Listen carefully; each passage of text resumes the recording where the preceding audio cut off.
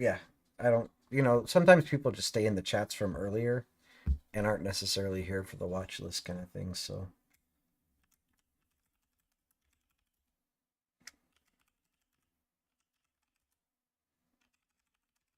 all right, so things are going to be different tonight. We're not going to be taking chart requests. Um, we're going to be running through basically like I'm going to do a combination of like a class slash watch list. The class portion is going to be very short, but I'm going to show how um, like basically the plays that I post and like the member plays. I'm going to show you guys exactly how I find those, and then also um, to anybody that's new to the stage thing in the Discord. Um, this is um,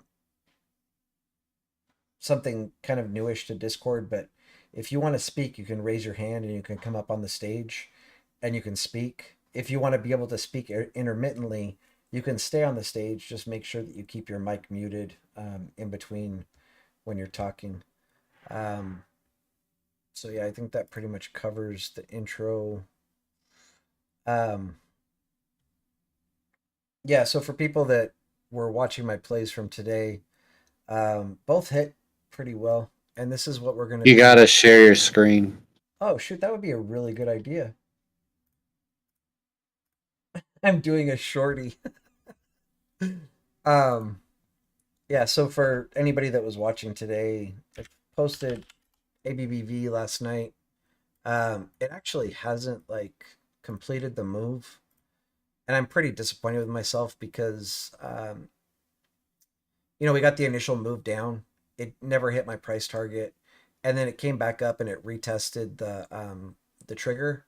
And I was saying like on the live today for people that are in the Discord, um, that I was thinking about grabbing swings overnight when it came back and retested, and I actually didn't grab anything at all. And this moved like a good, I don't know, 40-50% before the close even. So I really wish I had grabbed on the retest here. But this is basically one of the plays that we'll be looking at is something similar to this. If you watch my plays, they pretty much just slap every time. Um, what was the other one? AVGO. So this was today's. Our long entry was here 604.70. Day trade price target was 606.10. And by the close, it was up at almost 608. And this was my swing price target is going to be 611. But so anyway, we're going to be looking for setups like this today. And I got to give a shout out to Sith for going through and looking for full sends for me. It's going to be a little bit annoying. I'm going to be switching between screens, but let me see here. Sorry, I'm trying to get a little bit organized. Uh, he's saying there's full sends on ABBV. I feel like all of these have triggered. Yeah. So anyway, um, some people like in YouTube might not know what this is, but this is a full send indicator, which basically just counts Elliott waves for you.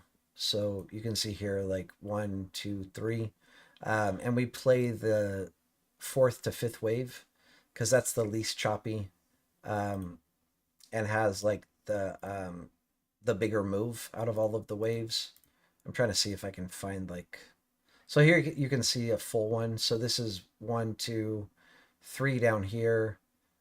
This is 4, and then 5 is forming right now. So this is 4 to 5. This is where we would take short and play it down. Yeah. I don't see a completed one. Maybe on a lower time frame. I don't know.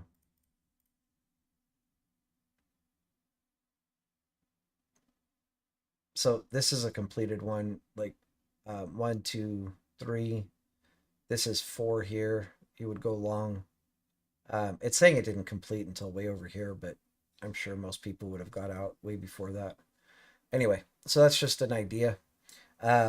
So for me, this is a quick, easy way to um, find like potential plays, and then I narrow them down even further. And like I said, there's going to be a pretty a little bit of a teaching portion to this, not just a watch list.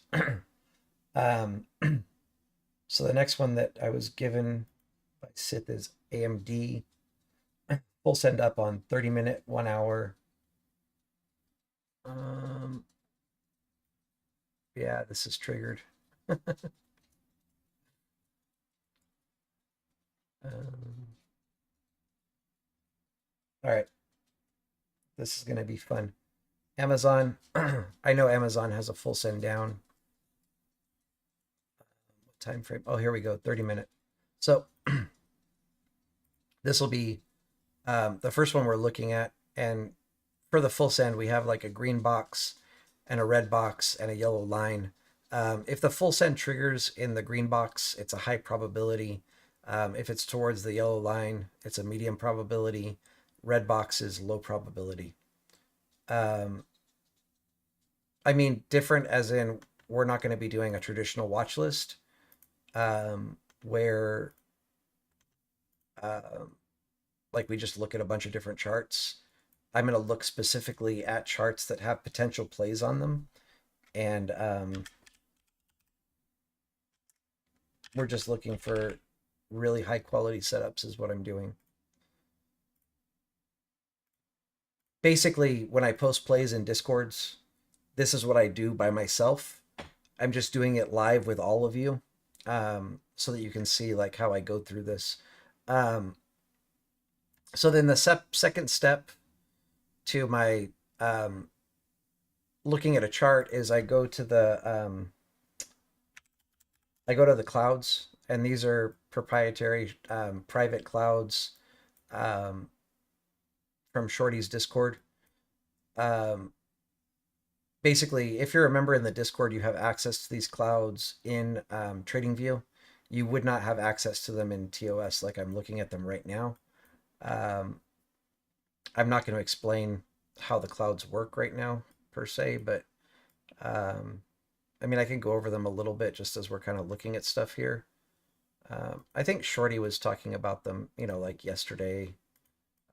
So people probably have a decent idea. Um, this is not looking, actually, no, this looks great. So if you look at the clouds, I mean, I already know like my short entry is going to move. If I highlight the daily bottom here, you can see the daily mid is at 100. We'll just call it 150. And our short level based on the full send is 174. And then our 4 hour bottom, I mean, our 4 hour top is at 165. So if we were to take a short below 146, 145, whatever you want to say, we would be targeting this empty space here as our play to the downside.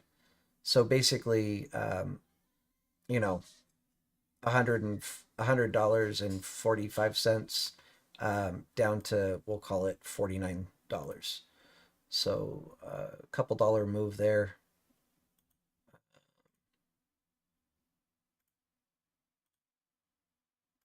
So once I've established this, basically, like I find the full sends. I look at the clouds to make sure that I have, like a play where there's room to move. Um, I'm going to move this right away. And then from here, I go over to TradingView, and we'll go to Amazon. We're going to zoom out some, and we're going to take off VWAP, session volume profile. We're going to look at visible range volume profile. Is this correct? Yeah, okay.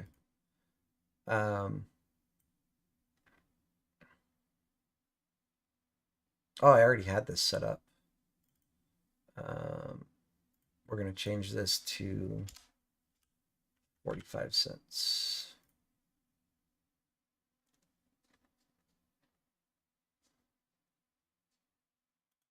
I guess I must have been looking at this yesterday.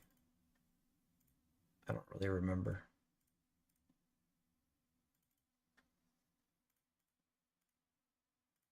And then for people, what did I say? We're looking at, um, sorry, let me find my clouds really quick here. Yeah, I'm going to call it $99.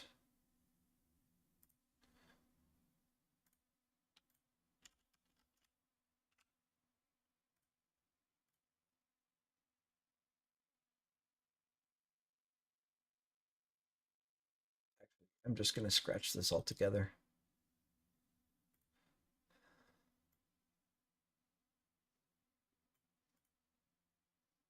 This will be our price target on Amazon. So for this trade, we're going to enter short below 145, and we're going to be targeting. Sorry, I don't need all of this data. There we go. Um, we're going to be targeting $99.30, give or take, whatever, as our price target. You might also want to be aware of like the $100, psych level um, to the downside. So that'll be the, yeah, basically. And actually, sorry, let me change this.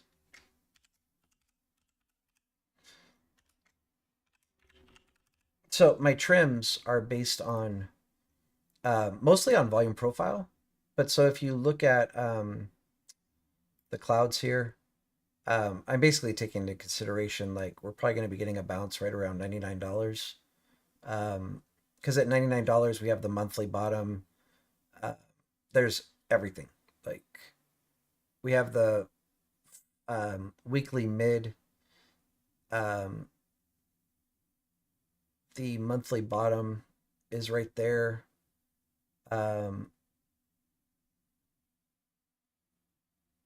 and we're pretty close to the 4 hour mid as well. So yeah, it's going to be a good place to kill the trade. I'm also looking at like the skinny belly here on volume profile to find where I want to cut the trade. So my trade will look something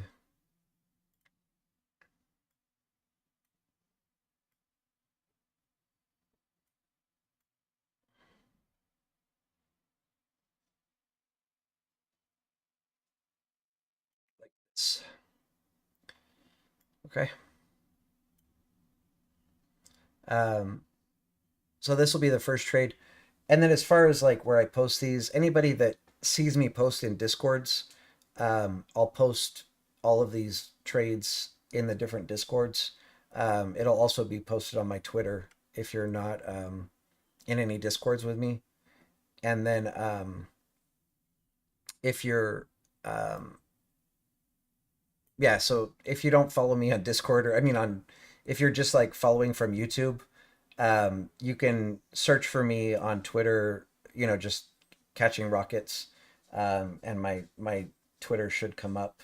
I'll post all of the levels there. Actually, I'll give you guys a link really quick. That way it's easier.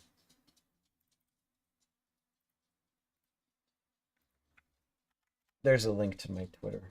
So let's move on to the next.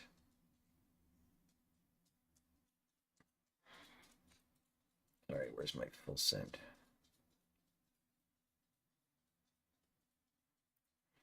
Messing with so many screens here. Okay. Um, BA, I think this already triggered as well. Yeah. Oh, actually, no, BA did not trigger. There was a full send on BA the other day that played out.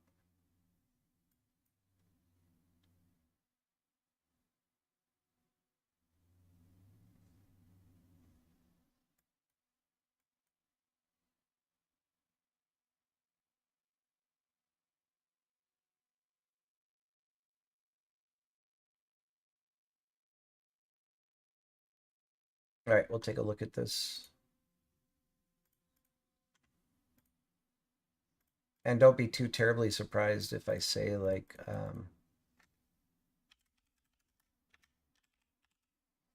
basically more often than not, I eliminate more trades than I take through this process.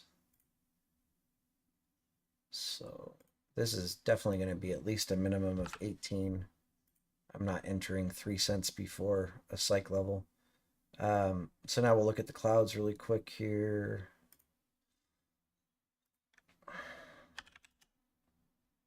These are all going to be for tomorrow, yes. Yeah. So this is probably one that we will not be even considering.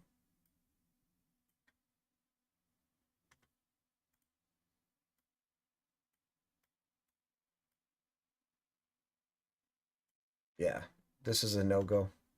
So for people that don't know the clouds, this might be a little confusing, but um, the clouds, once we get inside of them, we tend to get pretty choppy. So like you can see here, it just kind of chops sideways. Um, Here, for example, just chopping sideways. So coming up into the 4 hour cloud, I'm not going to take a long position, like what is this? 47 cents before we get into the 4 hour top. And then even once we get above that, we're hitting the daily top. So just this is a no-go for me. So like I said, I tend to eliminate more trades than I take. Um, so we'll just start looking at the next ones. CRM.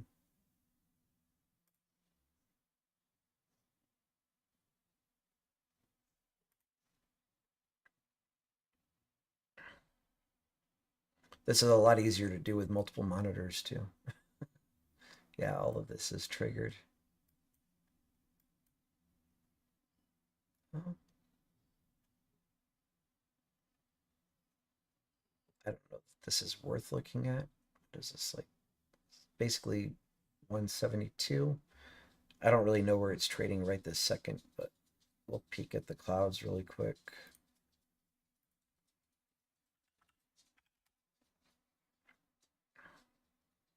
Oh, it's actually pretty close. Okay, we'll look at this. No, we're coming up to a closed cloud here. So again, like I said, I tend to eliminate more trades than I find when I'm doing this. Um,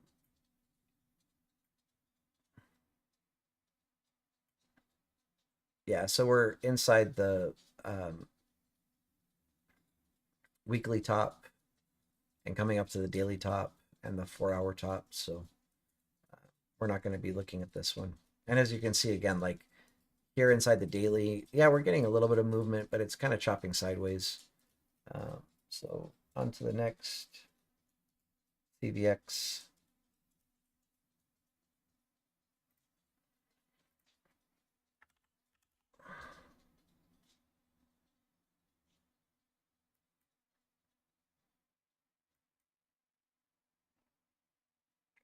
Yeah.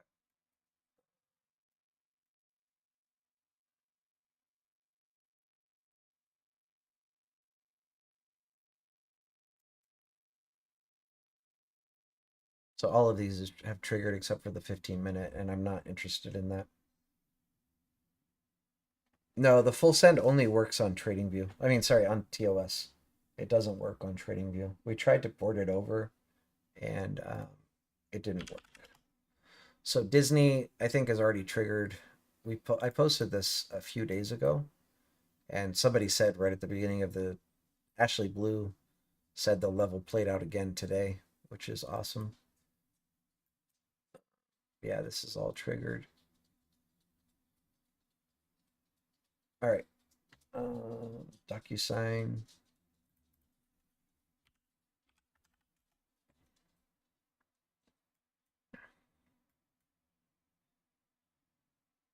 Triggered. Triggered. Okay. Etsy.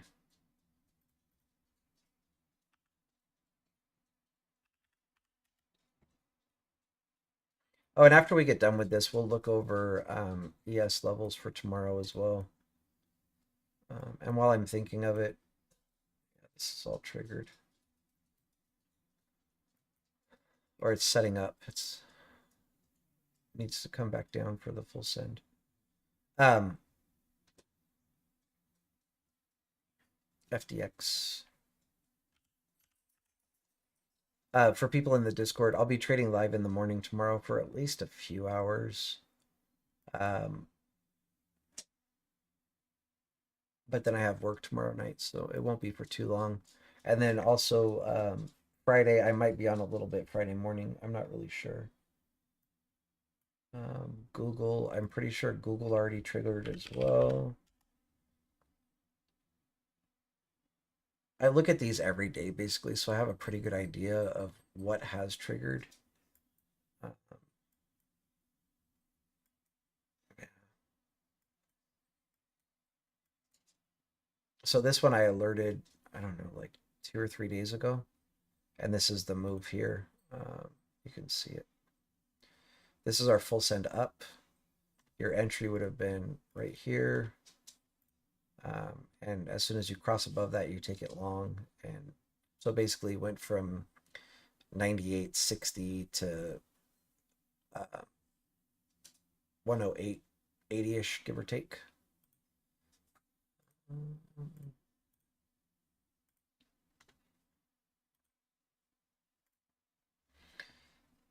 So Google's done.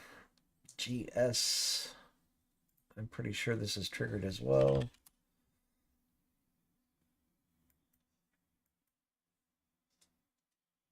Yep.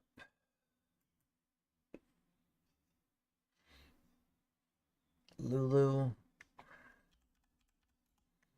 Oh, and then the only other component I didn't add, um, Timothy. So in the paid Discord, I'll be live like 6:30 in the morning. There's a chance I might go live in the free section of the Discord. I wanted to do it today and it was pretty choppy, so I didn't. Yeah, this is all triggered as well. Um, what was I gonna say? There's something happening tomorrow that's like I'm worried about even trading. Yeah, PPI.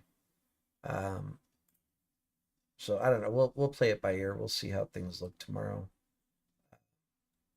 My plan is to go live for trading in the free section of the Discord sometime soon, but I don't want to go live on a day where um, like there's just not any good setups to call out or anything. So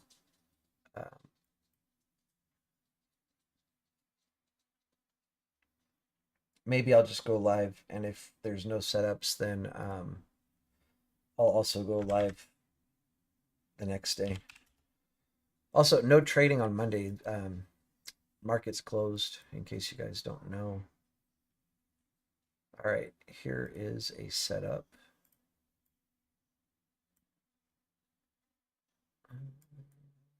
Microsoft.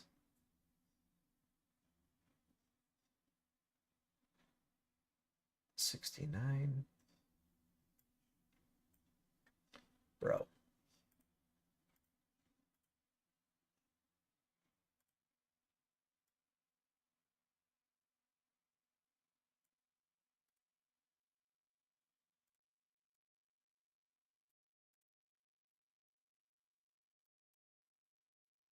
So it looks like we found a potential another one to look at. And Microsoft has just been like slapping right recently. Um,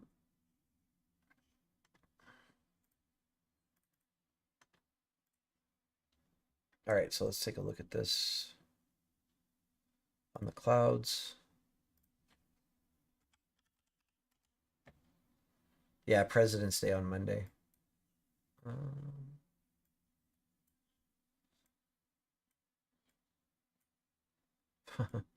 it's inside of everything. That's a bummer.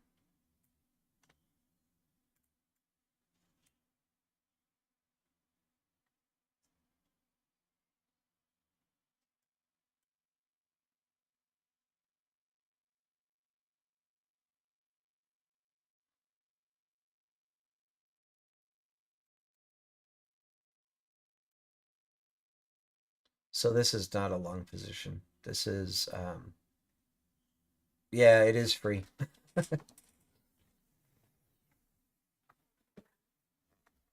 Um, this is actually going to be probably a killer short on Microsoft. This level here, let me see. So 280.54. Um, I'm gonna go ahead and just chart this because this looks pretty killer. 280.54. Um, we are inside um, the weekly. Wait, sorry, no, this is the quarterly. We're inside the quarterly cloud and it's closed. Um, Basically, when a cloud's closed, it means price cannot pass through it. It's not super closed, so we normally like to see like a MACD with a -1, but we're at -0.54 right now, which means this could open up, um, and then price could get through here. But we're also coming up to the monthly mid at 280.54. So I think we'll probably reject there. I just want to look at it.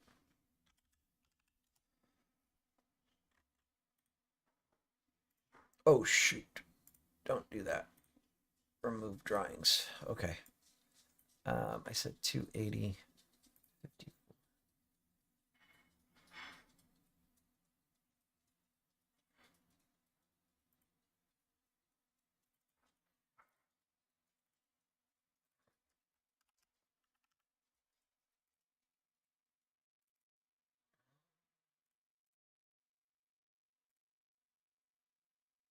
Actually, sorry. I want to use this.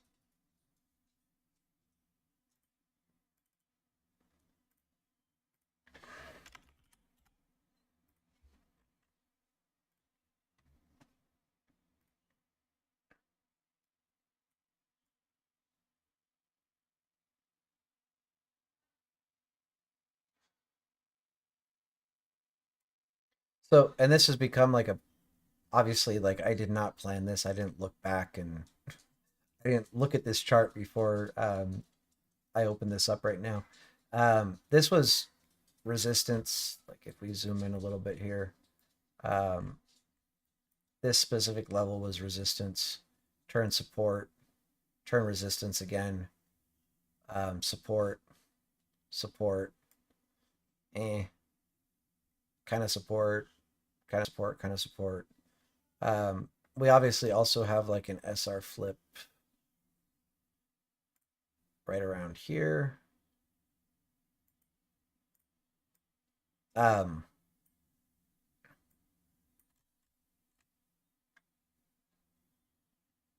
but so this specific level is acting as a support and resistance level.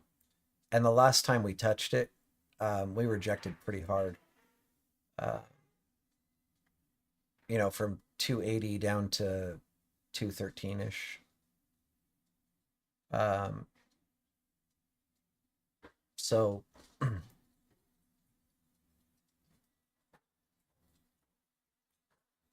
I'm not looking to play like a 70-ish point move on Microsoft, but um, I would day trade this or swing it. If we come, to this range here,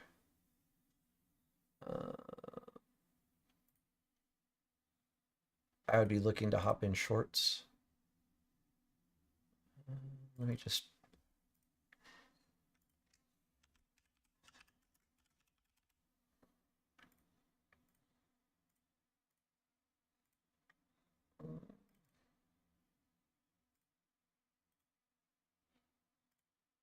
And you can see it also lines up with our fixed range or visible range volume profile here.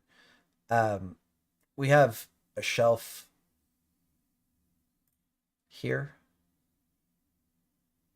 which is where we've rejected this time. Um, And if we get through that, this is our next shelf. And then, obviously up here. But based on the clouds, I would be shocked if we don't reject right around this level. And you've got a good, it might not look like much because we're looking at, daily time frame, but you've got a good 4 points you can play here.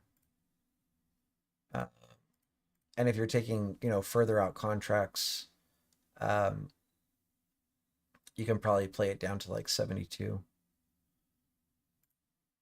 right here. So this would be my first trim.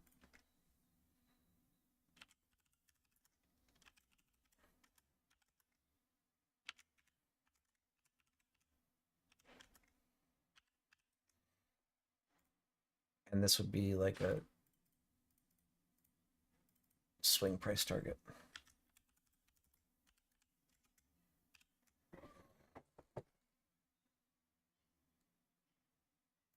Did I? That would be, let me double check. Sorry. I might have said that. I'm pretty dyslexic, just so people know.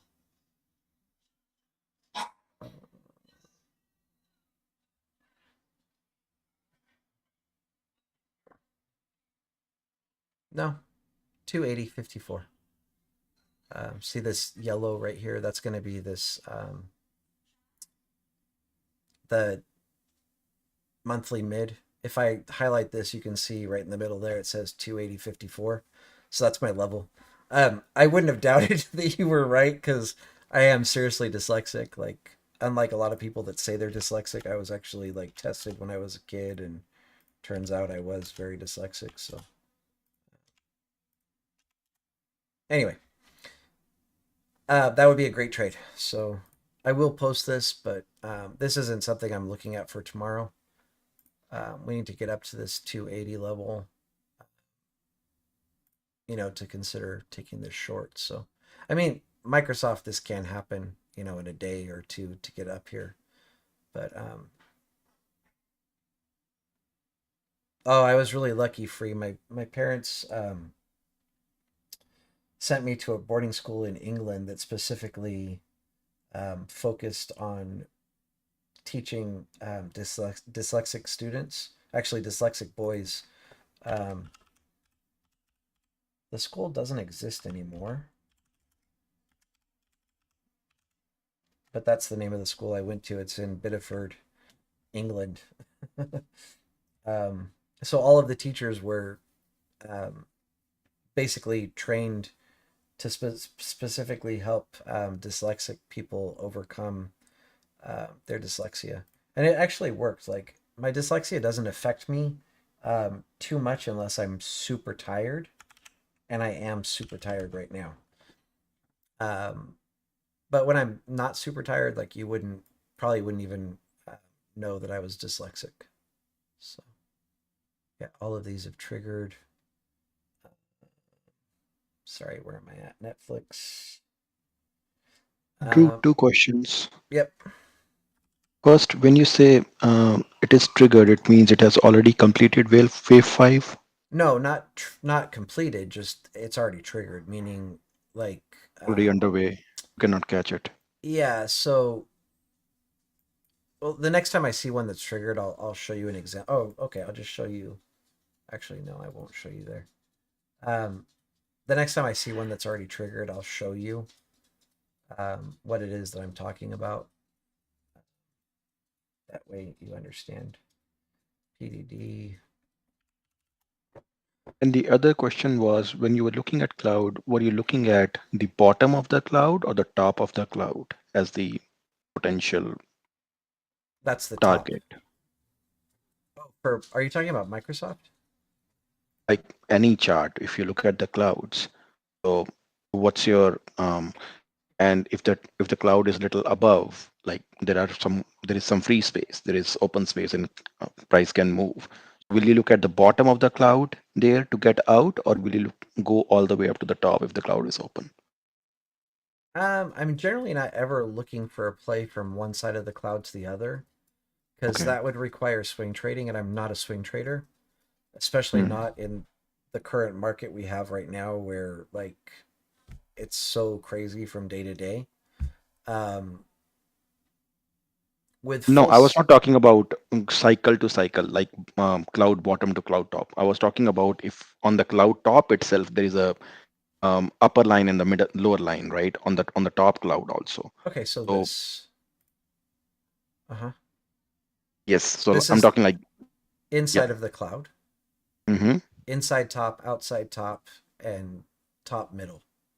Yes. Uh-huh. So if the cloud is open and you took a trade, like say from the middle of the cloud, or sorry, cloud middle or mid, whatever we saw it, Uh-huh. say it.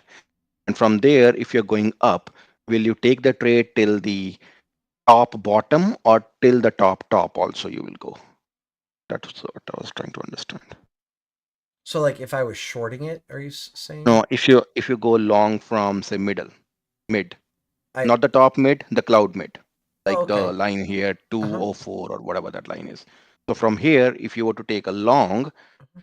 and I understand the price difference is more here, but metaphorically speaking, the price difference is less for say 4 hour cloud or something. And that time the cloud is open, will you go all the way up to the top line of the top cloud or the bottom line of the top cloud? That's what I was trying to understand. If I am playing it up to the cloud, it would probably be the top line or the inside line. Because Okay. like I was talking about, when you get inside the clouds, I mean, this is Hmm. not a good example here, like we kind of shot through, but you generally start to chop sideways. And this is looking at like, these are weekly candles. So this is 2 weeks of like sideways price action here. Um, but if we look at like lower time frames, like the 4 hour, um, see if I can't find you guys some examples.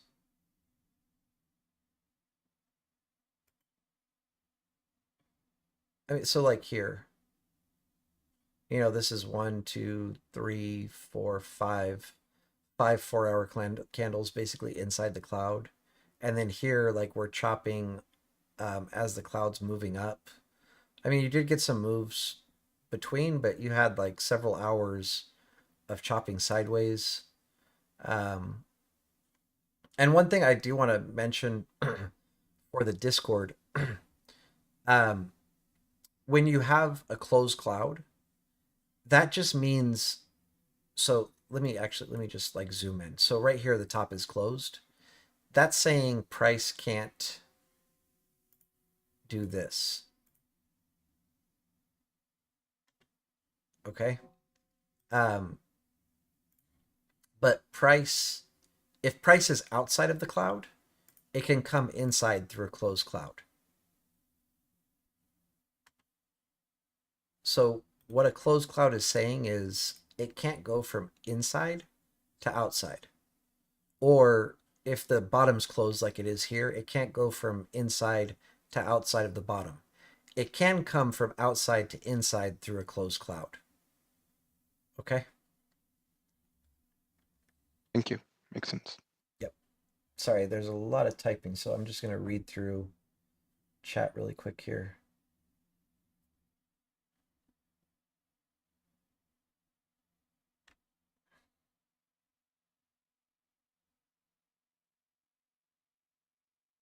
Cool stuff. Yeah, free. It was rough for me. I was diagnosed in third grade. Um, and it was actually what made it harder is a lot of my teachers. This is back in the '80s. Um, People weren't as politically correct as they are now, so a lot of my teachers would call me stupid and lazy and whatever else, and that affects you.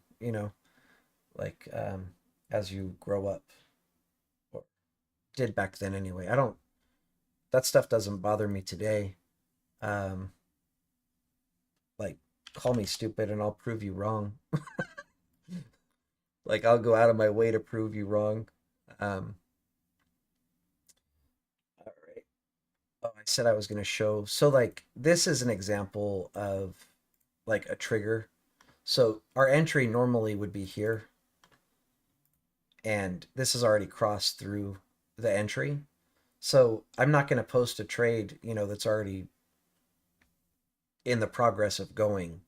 Like me saying like, "Hey, I want to go long on ES at 4110," and we're at like, and we've already broken through 4110 and we're now at 4150. Like it doesn't make sense per se, you know. I'm not saying I want to go long on the retest of 4110. I'm saying I wanted to go long at 4110 and we're already, $40 above it. So that's what I'm referring to when I say that it's triggered. PayPal. Understood, but we can always do the retest, as in go long at the retest if the price comes back and give us a retest, if at all. Correct? Yeah, sure thing. But I generally, running through this list, Hmm. I'm generally able to find like two to three, sometimes five, like high quality setups. And worst case, like generally at least one of them triggers. Um, the other day, like three of them triggered, all of them hit their price targets. So I'm not like trying to find, 15 trades. And why find ones that have already triggered when I can find ones that are heading towards triggering instead of looking for the retest, if that makes sense.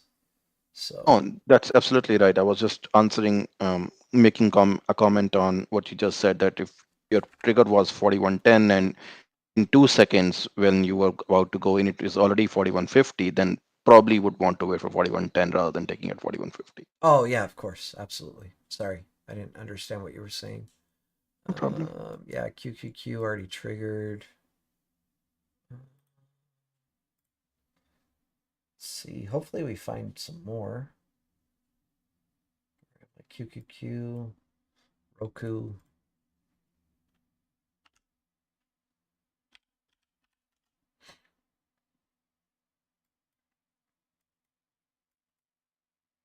Yeah, this is triggered. Uh, yeah, and it's already. I would have already exited this trade. So, Snow. If anybody's typing to me in the chat, like I'm not paying attention to chat, just so you know.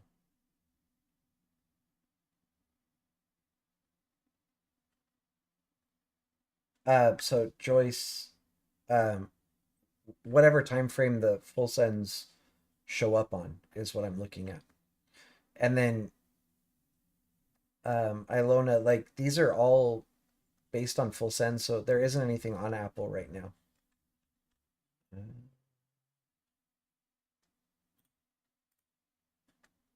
That's awesome, Bean. Good. Yeah, KSSN. At the end of this, we'll look at ES, we'll look at levels, we'll try to, come up with a plan for tomorrow. See what we think is going to happen. There's again with the PPI in the morning, things could get pretty wild. And then what is it? There's something on Friday as well that's pretty important. Um, I forget what it is, but there's something fairly important on Friday.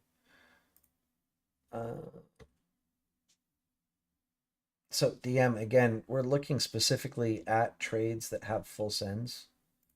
So crowd does not. No. Yeah, that's big. My bad. I guess I was just looking for where it said full send, and I really didn't look to see what it had done. I was just mainly looking to see that it didn't have a 4 or 5 after it. Yeah, I appreciate you helping. I want to roast you a little bit because I specifically told you like ones that haven't triggered, and I'm like, you understand what that means? You said yes. I'm all okay, cool. You kind of missed the assignment, bro, but it's all good. Like we'll get through it. It's just taking a little bit longer than Well, I know that some of those done played out, but I guess I just wasn't looking at the ones that actually hadn't played out, but like you said, have triggered. yeah. Already started making a move to where there's no point getting in, Yep. and I'm just like, What's I this? kind of started realizing that towards the end. I was like, oh. This is pretty sketchy, but we'll look at it just in case. Um,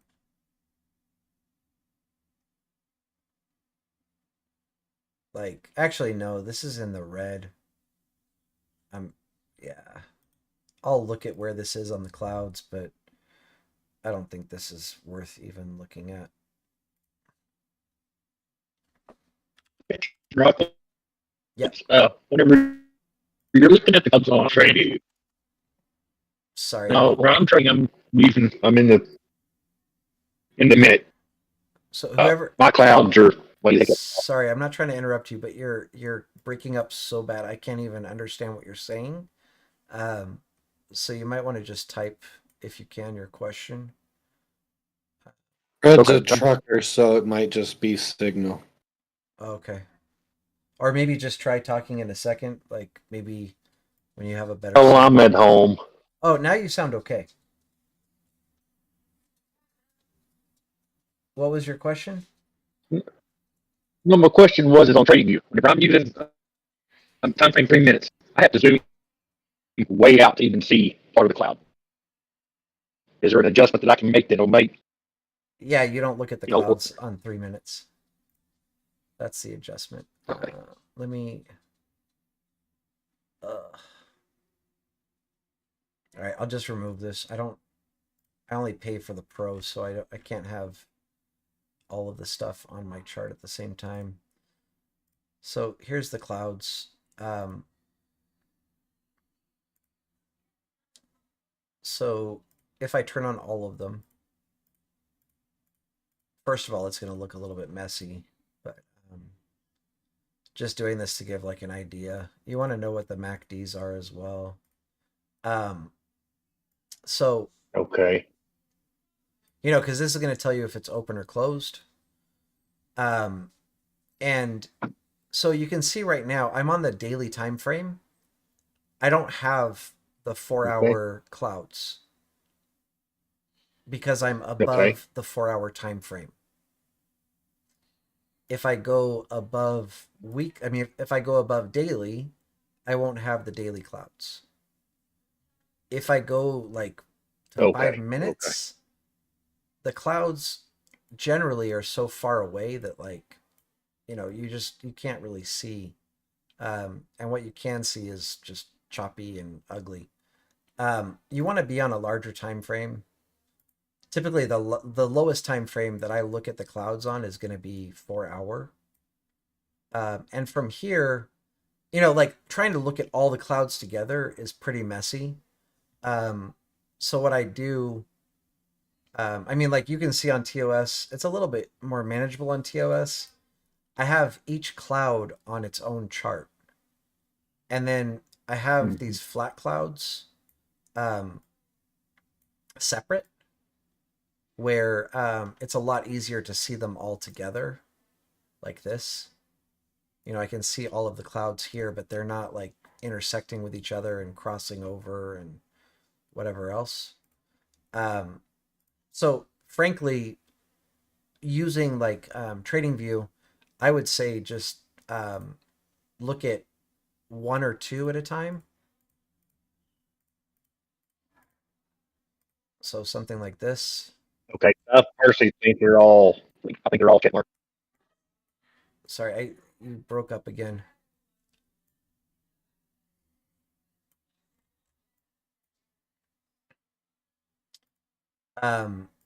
And then after you look at those, like you can go back and turn those off and look at weekly or whatever, and just get an idea of where things are.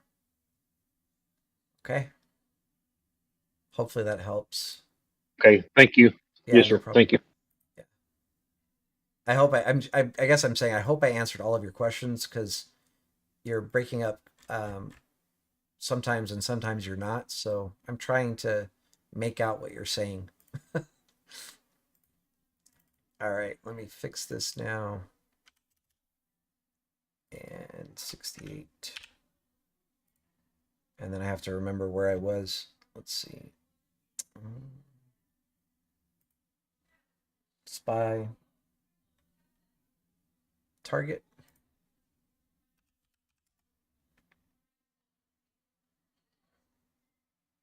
Yeah, something like that, Sam.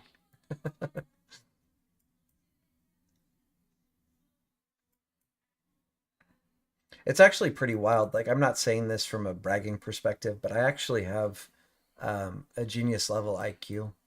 And it turns out most dyslexic people have very high IQs. So, like, an example is Einstein was dyslexic.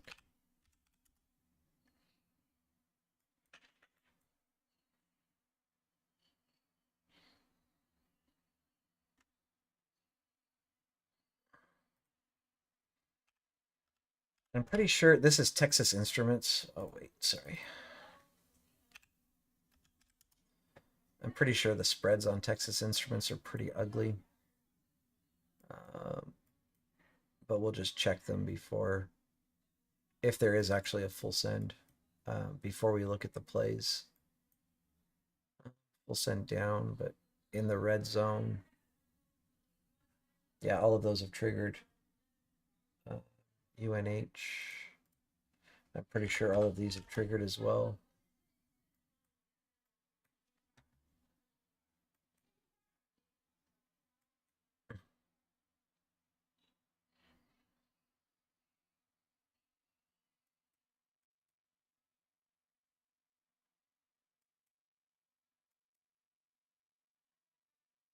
Oh, okay, here's one.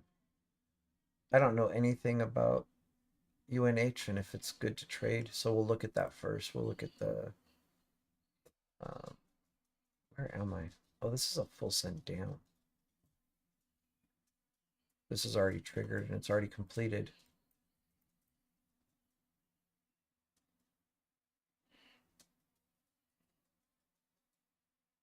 Oh, that's awesome, free. Nice.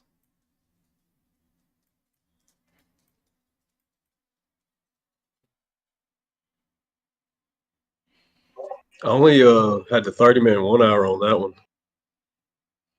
Oh, I'm just habitually looking at everything at this point. Yeah, these are both triggered, I think. Yeah. UPST. Well, to me, how is that like not going to play out then going up? Because I mean, it's in the green and it looks like it, it ain't broke out and up No, further. So, I'm not saying it's not going to play out. I'm just saying it's past where you want to enter the trade. mm, So, for I got. example, like you want to enter this UPST at Mm-hmm. 1728. Right now it's at 20 something. Do we want to chase it? No, hell no, we don't want to chase this. Okay. Yeah. So next is going to be V, and I'm pretty sure all of these have triggered as well. How did it come up with VTRS? What was that? Hmm.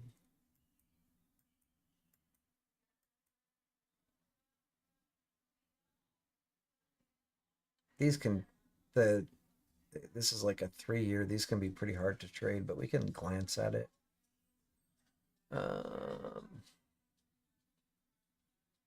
232. We'll peek at it. We'll peek at the clouds and just see. I don't think it's going to be worth trying to find a trade on. Yeah.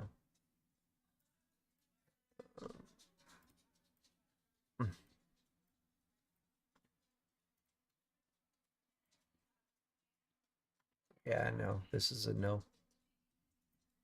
So 232 is still going to be inside the weekly top here. So nothing for us there. When I don't think there's anything there as well.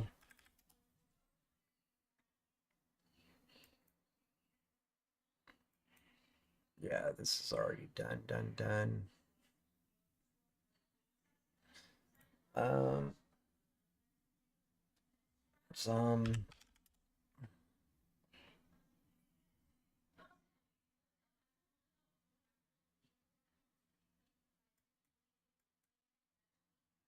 no. Last but not least, XOP.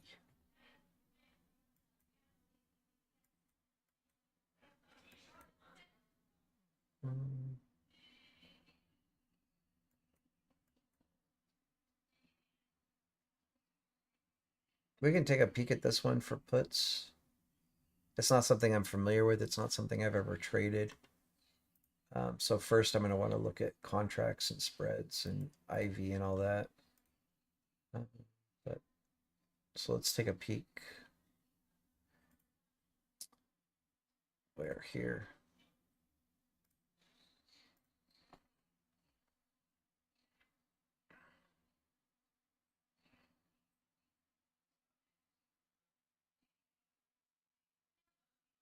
Yeah, some of these spreads are nasty.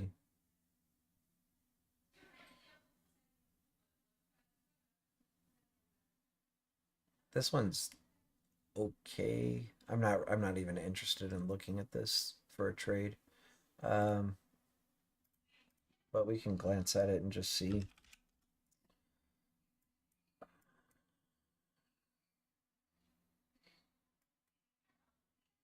Actually, let me just bypass everything and just look at the black clouds here.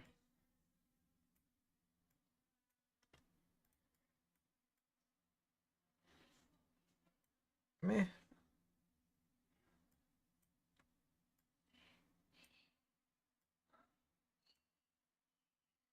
All right.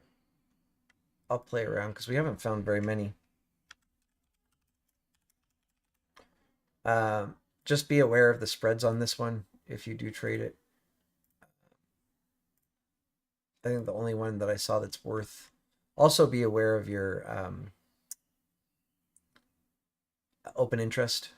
So these contracts here, or sorry, we're looking at puts. I don't know what I'm doing.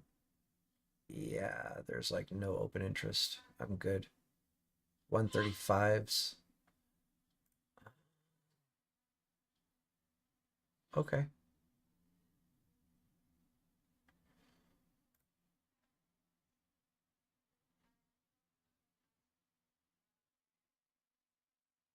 So 135s are worth looking at. There's the spread's not too bad. You just need to make sure you get a good fill. So try to get a fill close to the bid. These 135s have 6,500 interest. Move is $3, so that would put us right in this range. Our implied move.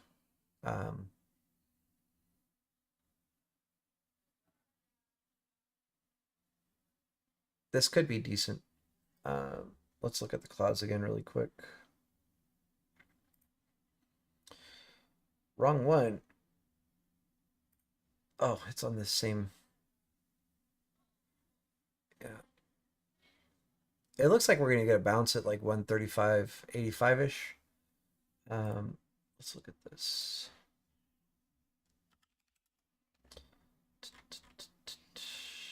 I said 135.85. Actually, I don't. Sorry. I'm not going to put a line there. I want to see where my entry was. I forgot. 137.80.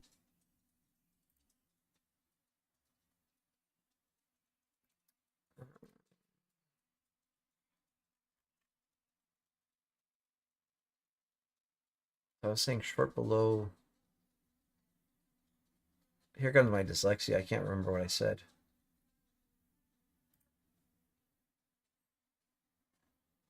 $137.80.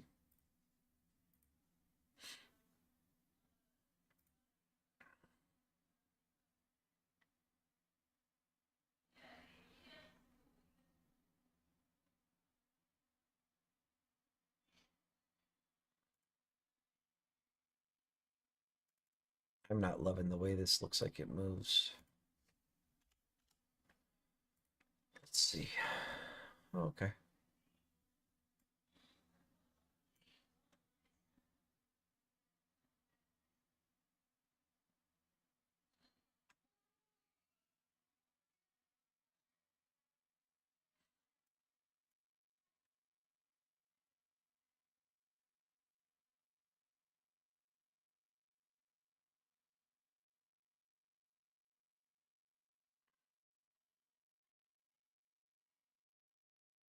Yeah, I'm not digging this. I'm good.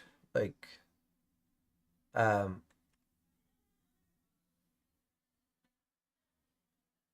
I mean, I am grabbing a lot of data here, but if I do grab back to August, the POC is right below, like 137.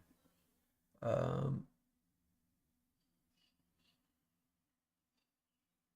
then even with less data, there's no real skinny belly or anything, unless my entry is below 137. And then at that point, you just have like a couple points to move. I'm kind of dumb. I don't even remember what we found. I know we found Microsoft for shorting below 280, 50. Amazon, I think was the only other one so far, right? Short below 190 with a price target of 99.28. Was there anything else that we found? Sorry, guys.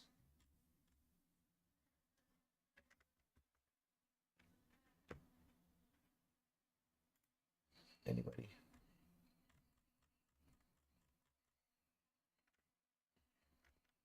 Okay. So basically, this is the trade I'm looking at for tomorrow. Is going to be Amazon below 190, down to 99. I can't 99.27-ish, give or take. And then we'll look over ES really quick, and we can go through SPY as well. ES, my levels are basically done. I think I just have to update like my daily. Let's kill this. Hide this.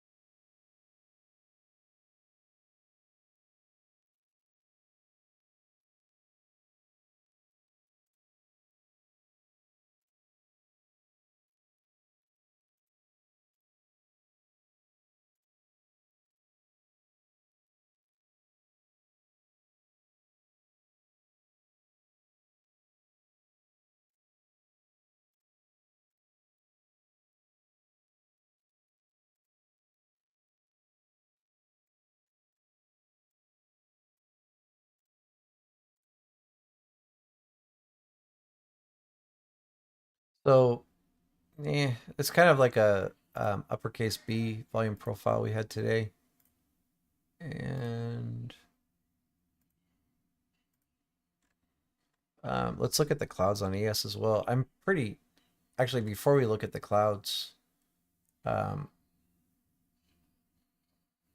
this is going to be a pretty tough range here to get above. I know it's fairly big, whatever, like 10, 13 points, give or take 15 points. I don't typically grab big ranges like this, but I'm just saying I don't even know. We might even struggle, just getting over this range here.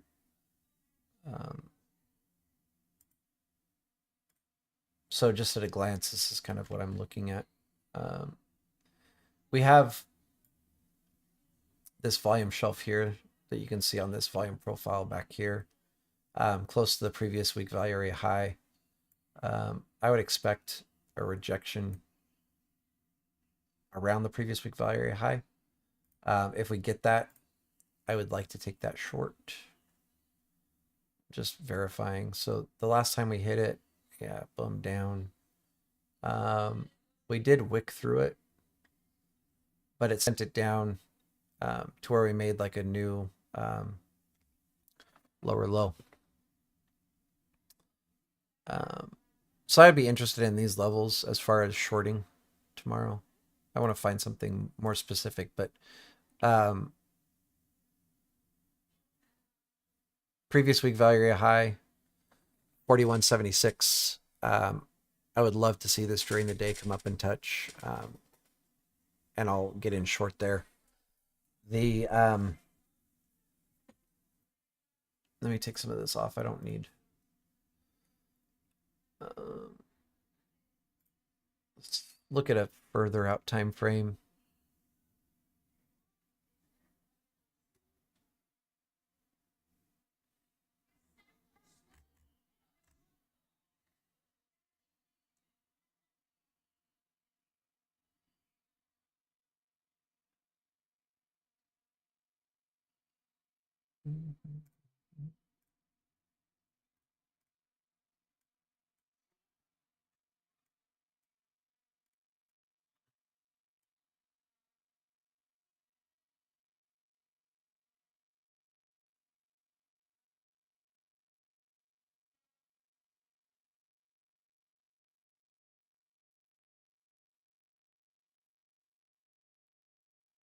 So on the daily here,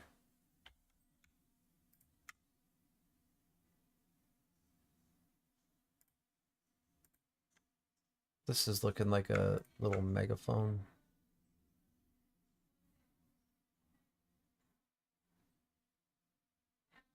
Boy, I can't get that line to snap to where I want it to. There we go.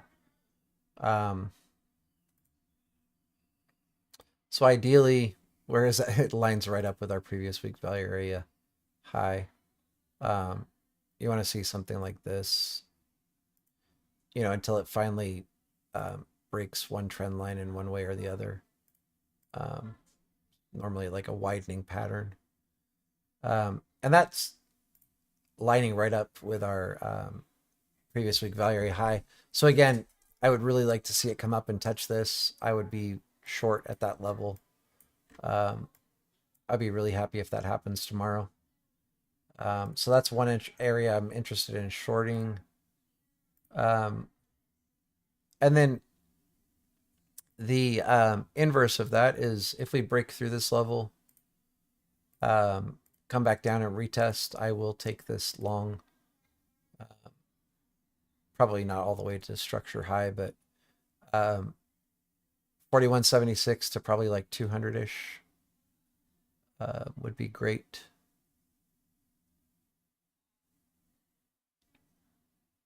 This actually might be way better here. 41.86 we'll probably see, a rejection there. So that's two possibilities. Again, if we just tap this and start to see some weakness, I would take short at previous week value area high. If we break above and retest back down, I would go long. And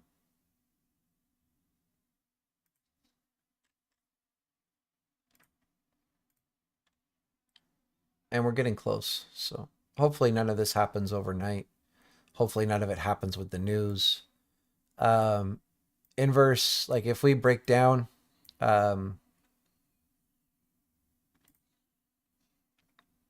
below, like if news sends it down and we come down below previous day value area high, retest, you're going to want to take it short. Your first profit or your first target's going to be 41.27-ish. I mean, that's a pretty huge move, but I don't like looking at these on such a high time frame. Let's zoom in. There's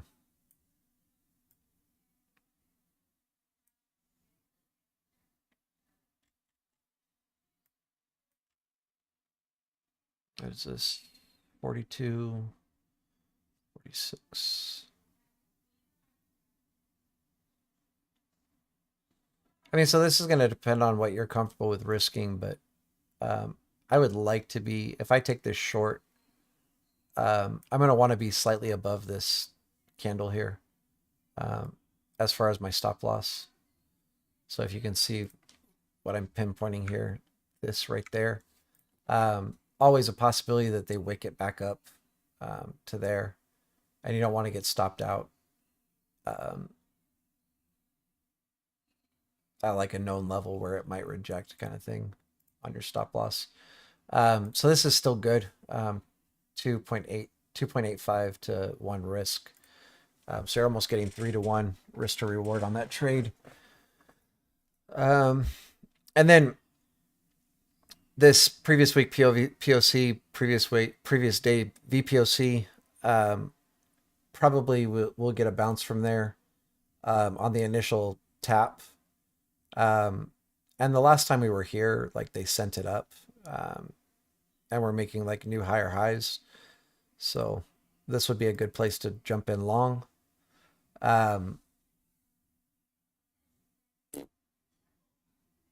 And basically that's what I'm looking at, you know, from the perspective of just naked charting and volume profile. We can take a glance at the clouds and see where everything's at. Sorry, I'm going to remove this. Yes.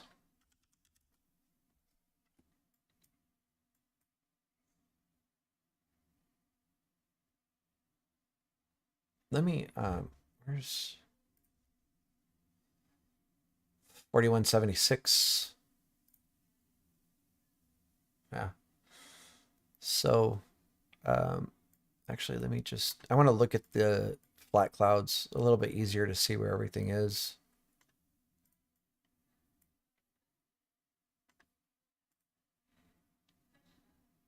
So you can see our 4-hour, these green prices on the side here. 4167 is the 4-hour inside top, and 4178 50-ish, we'll call it, is the outside 4-hour top. So this is going to be a hard level to get through. It's open, but it's going to be hard for us to get through here. So that lines up with what we're seeing, you know, with the previous week value area high. This is a good spot for a rejection. If we get above this, our 4-hour cloud, 4178, then we're probably coming up to 4195. So again, lining up with, you know, what we were looking at as far as retests go long on the previous week value area high. We've got a lot of free space here to the upside. And to the downside, we have a lot of free space, although all the way down to 4133. But I would be very aware of these POCs below.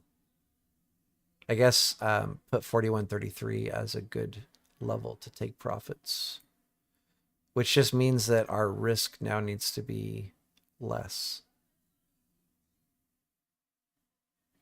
So here, our stop loss has to be way tighter.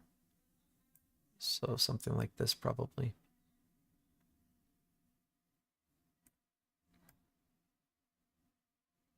Actually, you can still have a stop loss above 2 to 1 risk to reward. We're just barely above this candle here.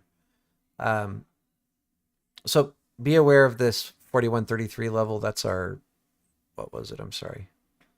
One of the cloud mids, right? Yeah. The 4-hour mid.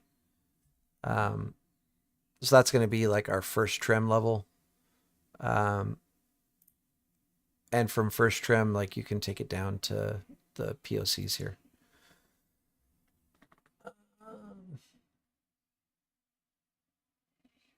Sorry, I'm just reading through stuff.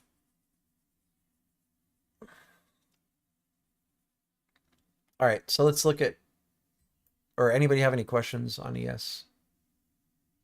We're looking for break above, retest, go long. I don't remember the exact price I gave, but you can rewatch the recording. I'm joking. Let's see. 4195 is going to be the weekly top. I think that is, yeah. But also, you know, be smart. We have, a level here where we might reject. We have this wick here where we might reject. So just be aware of those levels. And then come up, hit the previous week value area high, retest, take it short. So these are the three possibilities I'm looking at. Doesn't look like anybody has any questions. All right, we'll look at SPY really quick. I haven't charted SPY in a while, so you guys will get the full rundown on it. I'm just gonna start new. This will probably take me like 15 minutes to go through, but we'll just reset everything, remove the drawings. That way you guys can see from beginning to end.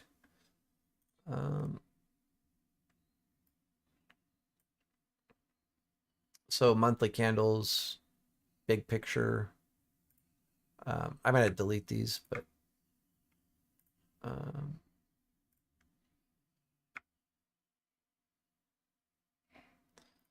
looking like a massive bear flag here, or bull flag, I'm sorry. I want to just make sure it hasn't. Yeah. Oh no, it tapped the 50%. So this is still a valid flag, bull flag that we're in here on the monthly candles. Not something I'm looking to trade though, but just being aware of where it is, that this is probably indicating more upside. And off of this, just curious. Yeah, I don't see that happening. If this played out, it would send SPY to 550. All right. Weekly candles. For most of these, like weekly candles, stuff like that, I'm mostly just looking at the individual candle. Like, are we bullish or bearish? And this candle's kind of neutral, actually. We have wicks to both sides. We're inside of this doji here.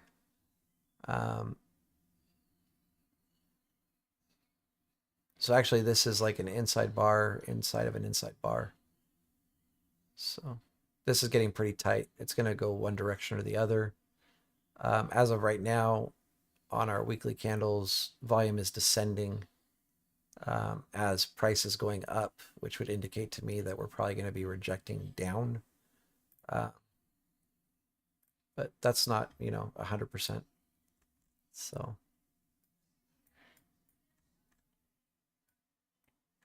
daily candles, we have an inside bar here from the previous day. Same thing, it's kind of neutral. This candle had a lot of volume.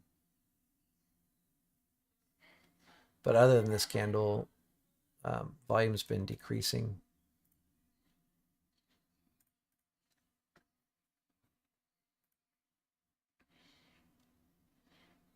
So still looking kind of bearish. And then here on the daily, we have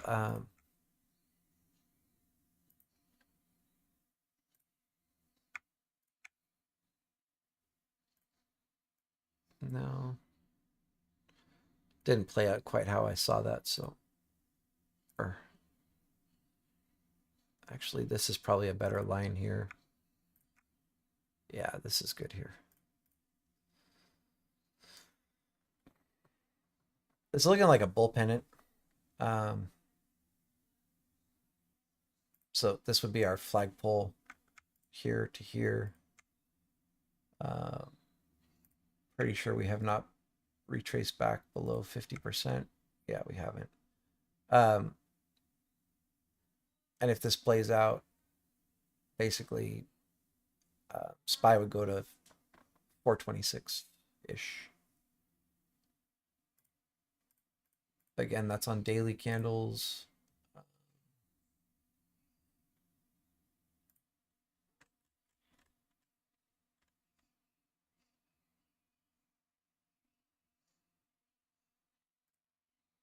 This, however, so if we look at this, like the last time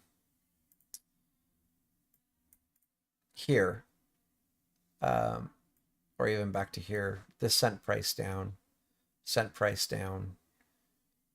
Here, we sent price up, price down again, down, down, probably sending down again from here. But this is weaker. So here we sent down a little bit, and now we're back inside. Actually, there's a chance that we just break above this.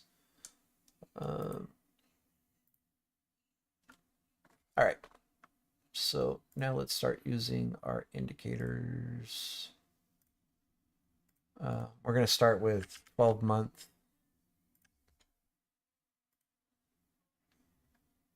And for people that are learning volume profile on PVP, you don't want to turn on extend POC value area high and low. Or actually, sorry, you might be able to do that. I take that back. Yeah, it doesn't make a difference.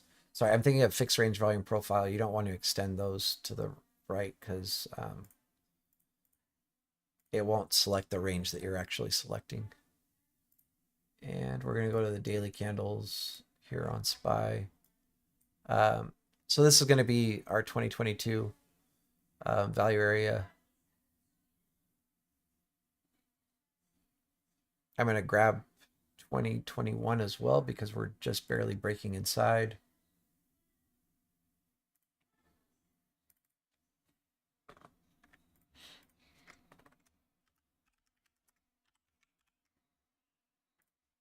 And I'll try to make this quick.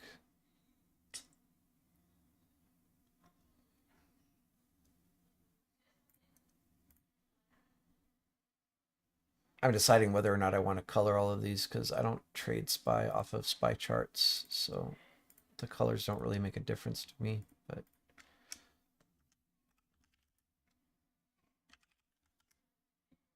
oh, I don't want these in the center.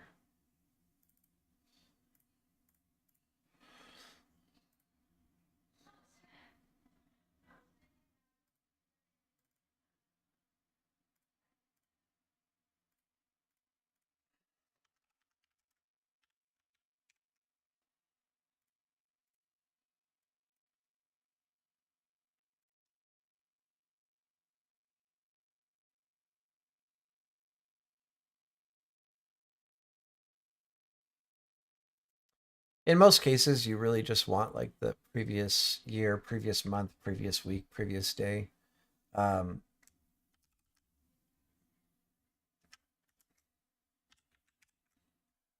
I just want to know, that I'm right now back inside of 2021's value area. But it's not really too important, frankly.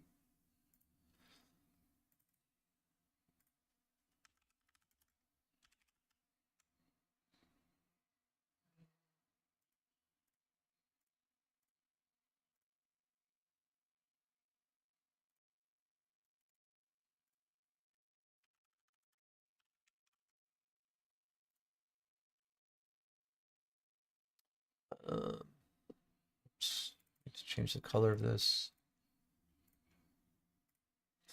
And then from here, I go to the 4-hour chart.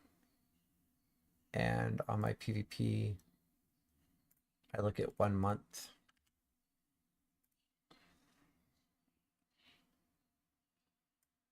And I'm just going to grab January, previous month.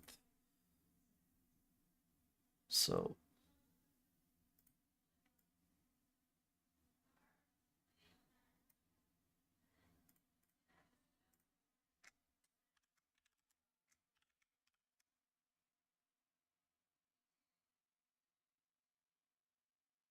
okay, so free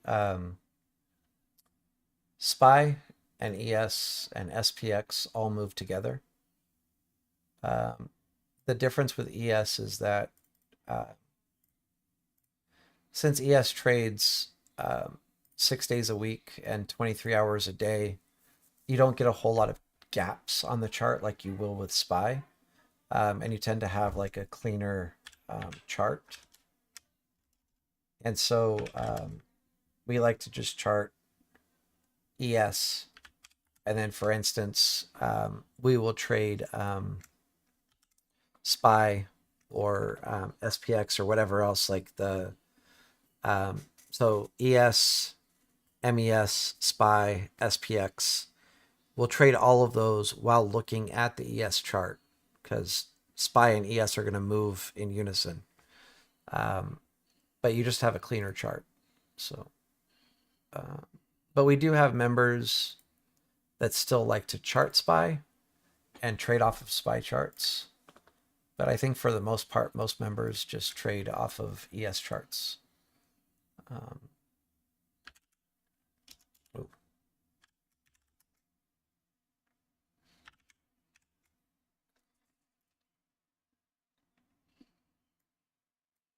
All right, so from here, I go down to the 65-minute, and I switch to 7-day.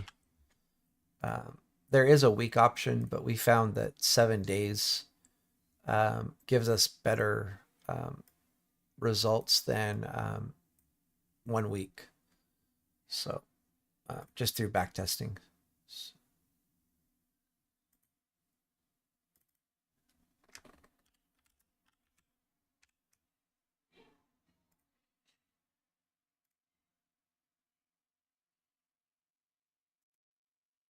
And then whoever asked for Nike, I will glance at it really quick. I'm not going to do like a full on, like I'm doing right now on SPY. Is this a POC or VPOC? POC.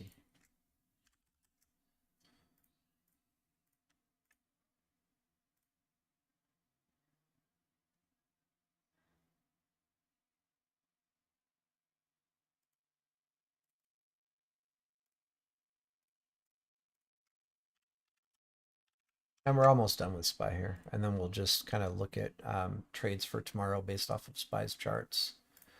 From here, I go to the 30-minute, turn off my PVP, and use my session volume profile.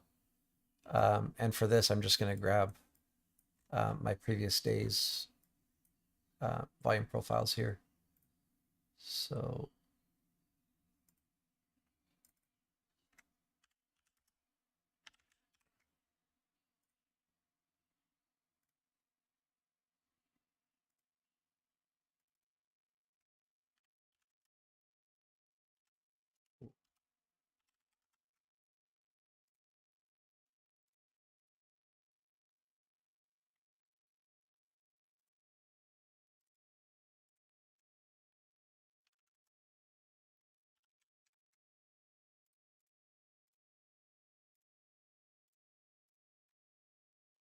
okay.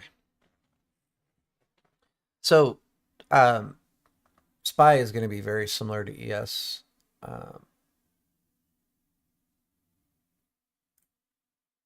You want to be aware of, these levels here.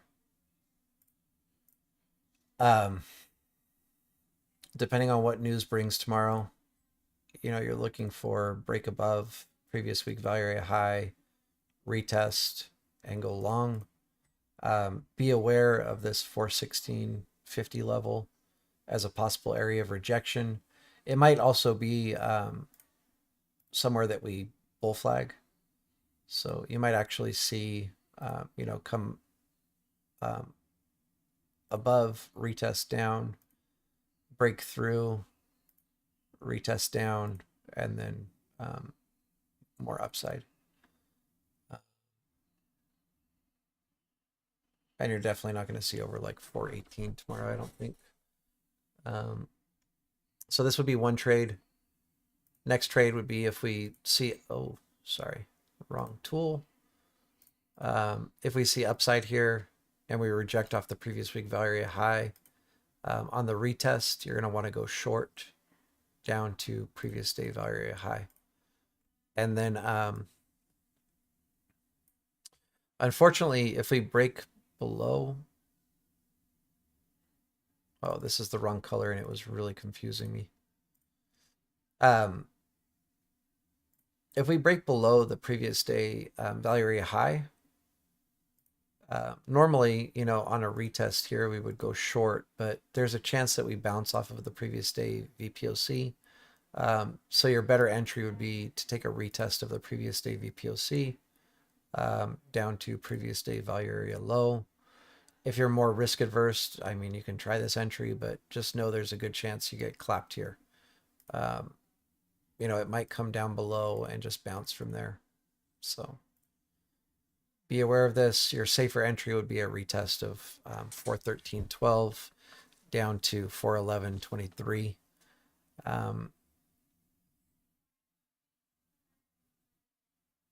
And just in case news sends it this far, if we break down below previous day value area low, retest, you can go short here to previous week POC. It's not a huge move. It's under $1, like 90 cents roughly. But you can get a trade in there. Just make sure you're not risking too much on that trade. Also, if we were to break above, you would want to go long here to your previous day VPOC, and then possibly as high as the previous day value area high. So this is SPY. This one I'm just going to delete because it's pretty unlikely, but these are possible scenarios for tomorrow. And you guys should know the entries. So retest of previous week value area low, 415.66, you would take it short down to 413.53-ish. Retest, break above retest, 415.66. You would go long for about $1 roughly to 416.50. Look for a possible rejection there. If you break above, you might see more upside, but just be very aware of this level. If we break below the previous day POC, you would want to short on the retest of 413.12 down to 411.23. And just for people that don't know, 80% chance if we come outside of the previous day value area high, which we are right now, and then break back down below, 80% chance that we go from top to bottom. So from value area high to value area low. And then, if news sends it down far enough, you can grab a small trade here from value area low to previous week POC. I want to show something really quick. Hey, Rockets. Yeah, what's up? Right in between the PD POC and the PD value area low, there's a really important level. Shorty told us to mark, and it's 412.61. Okay. I mean, I see it. That's why I kind of FYI. have my mouse right there. Yeah. FYI. 61. Yep.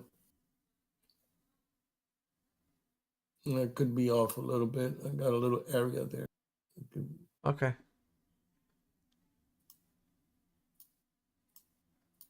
Yeah, that's what I have. But I have a little area. I got it from 66 to 60 to 58.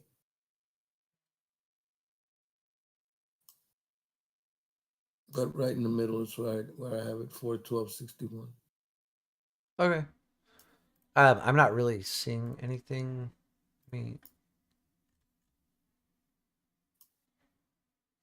Of course, I believe you. I believe Shorty, but oh, okay, I can see it. Yeah. Yeah. It's this wick right here. Yeah. This. So I guess just be aware of that level if you are trading to the downside. 412.61-ish, 412.60. Yeah. Thanks, bud.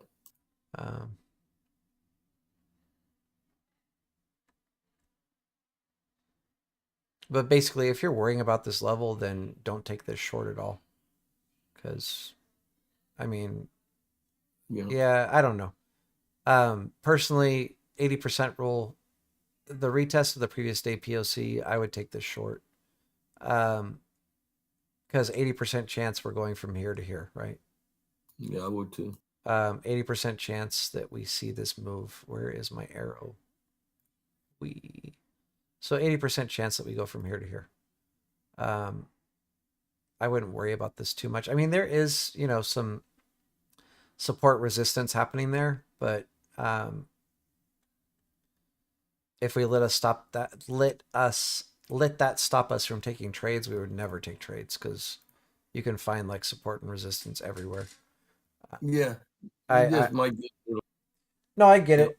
like a little something there, like a little resistance, but it doesn't mean that it's not going to play out. It's just, Yeah, for sure. No, I feel you. And for a second I was saying don't take the trade, but then when I thought about it further, I'm like, no, this is an 80% rule. Take it. 80% of the time this is going to play out. And so what I was saying right before Angel pointed out that level is I just wanted to go over the 80% rule for people that might not understand it.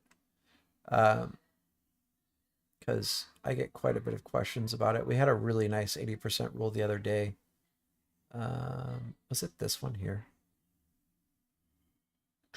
No. Day before yesterday, I think. It was this, right? Yeah. Yeah.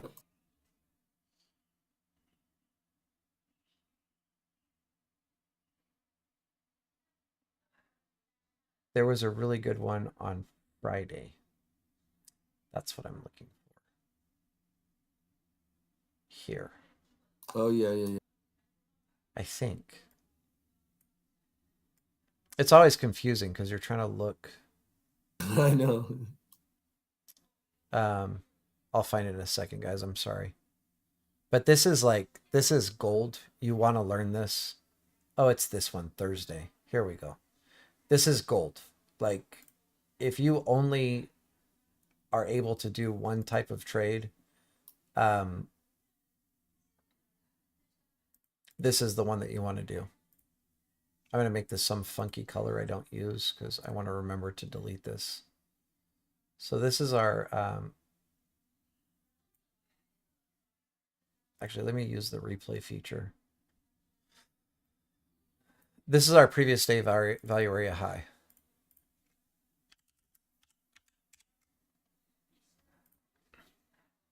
And this is going to be our previous day value area low.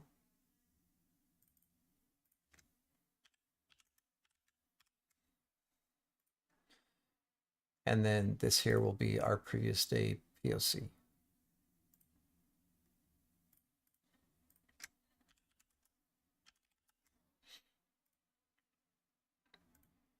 Let's turn off the replay feature. Let's just look at this particular day. So this happened on Friday. I'm going to turn off some of this stuff so that it's easier for people to see. So basically, oh, this isn't the one. Oh, well, I'm going to teach it like this is the one that played out the other day. But the actual play is irrelevant. I was trying to show the specific day because the move was huge. But so when you're looking at an 80% rule, if you've been paying attention in the Discord or in the YouTube or whatever, when we're trading inside of like our previous day value area high, value area low, that means that all of the players have accepted this area as an area of value where they're content with price being inside of. Once we break outside, like we're now like trying to establish like a new area of value. When this happens, so in this particular instance, this could be bullish or bearish. So if we break below the previous day value area low, it would be just the same thing, but a bullish pattern. If we're breaking above the previous day value area high, it's going to be bearish. And what I'm talking about specifically is When we come outside like this, where we're actually like ranging outside, so you don't want to just see like one candle come outside and then go back inside. You want to see like at least, a few 5-minute candles or whatever close outside. In this case, we're on 30-minute candles, so this is like massive. We actually want to go down to 5-minute candles. And so when we base outside of our value area like this and come back inside, so what's happened here, we came back inside. This is an extremely bearish move. And again, inverse, if we're coming from outside of the bottom to inside, that's going to be extremely bullish. And for people that might be paying attention here, I'm not drawing this perfectly, but you can see a lot of times at these areas, like we'll have like a bear flag or a bull flag or whatever. So like a lot of times if we cross above, we'll actually have like a bull flag here before we run up further. When we cross down below, we'll form like a bear flag before we cross back below. And what you're looking for when we cross back below is you want 3 5-minute candles minimum to close inside of this level. And then you want a retest of the level, and that's where you would enter short. So in this case, our retest is right here. And technically, like, you're entering at the top of the bear flag, where normally retail would be entering a bear flag like right around here on this candle. So you're missing a good point of this part of this move. So this, we're catching 41.52.50 down to 41.43.25. So we're already like in for 5 points when retail's hopping in. And basically when this happens, you kind of have to trust the process, but there's an 80% chance that you're going to go from this value area high to this value area low. And as you can see in this case, it played out. You will, have some pullbacks that might look scary, but it works 80% of the time. And so if you play this, consistently, you're going to be a consistently profitable trader. You do want to be aware though, when you take these, these plays, your previous day POC or whatever, if you have like a previous week POC that happens to be in there, that might be a place where you end up getting a rejection or a bounce. And you can see in this case, we get a bounce right here, right off of the previous day POC. And all of these levels that we talk about are going to be a range. It's not just a specific point on the chart. So this is a bounce from our previous day POC. You would want to probably lock in your profits here, even though we did make it a little bit further. Probably not worth this drawdown on your play before you got here. And then by the time you got to here, theta probably ate you up a little bit. So this is probably, your best exit is to plan on getting out at the previous day POC or whatever you have on your chart. So that's the 80% rule. And again, for bullish, you just want the same thing. You want it to base outside, come back inside, retest. You would enter along here and play it to the far side. 80% of the time, it's going to go to the far side. Anybody have any questions on this?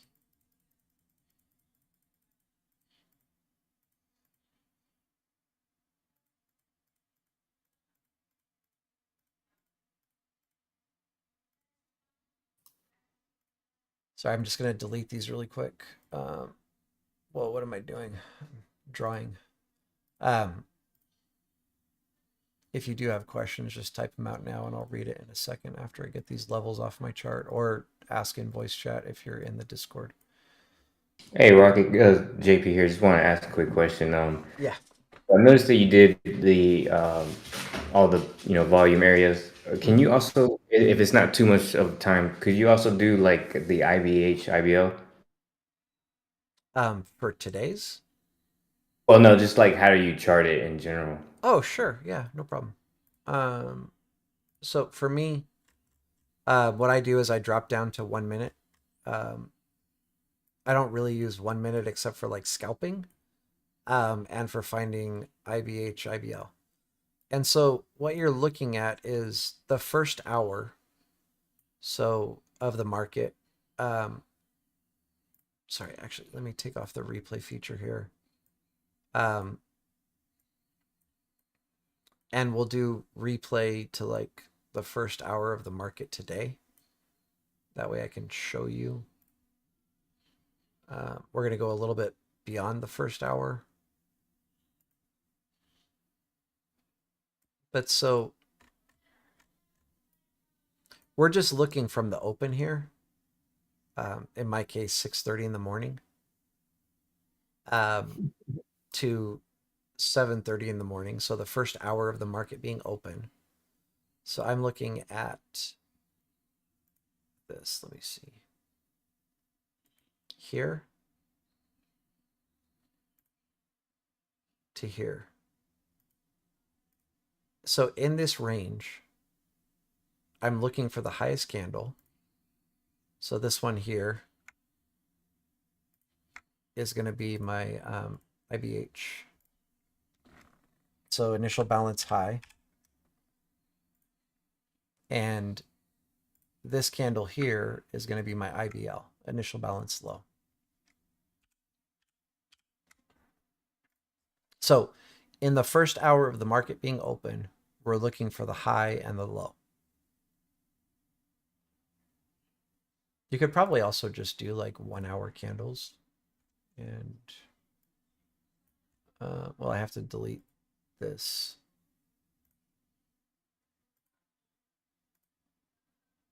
No, because it wicks through. Yeah, so I use 1 minute candles. So anyway, you're looking at that first hour and you're finding your low and your high in this first hour. And then what happens from here, if we turn off the replay feature, where are we? So, my gosh, I feel lost.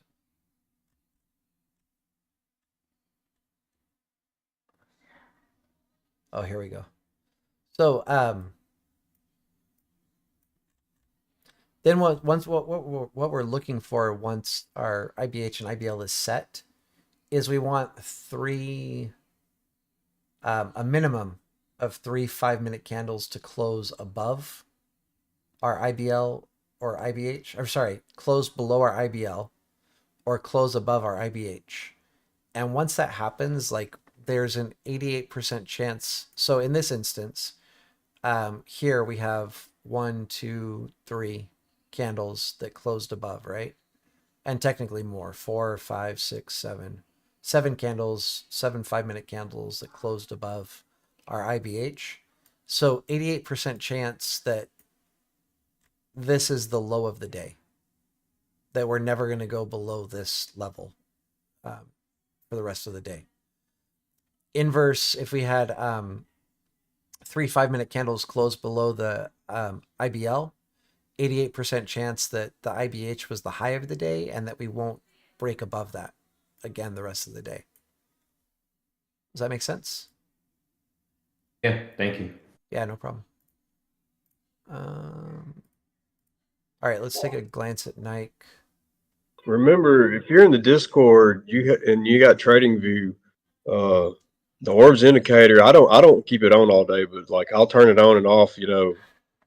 Because it automatically shows the IBH and IBL. And after the first hour, I mean, you could mark it and turn that indicator back off instead of sitting there trying to figure out exactly where it's at. So Raggy, what were you referring to as far as thinking it was 30 minutes? I'm sorry.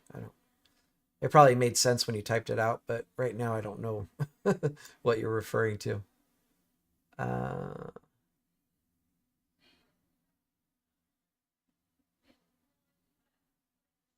Oh, I mean, that might be true, what you're saying. Um, like that might be somebody else that taught that. What I'm referring to is what shorties taught us as far as an 80% rule.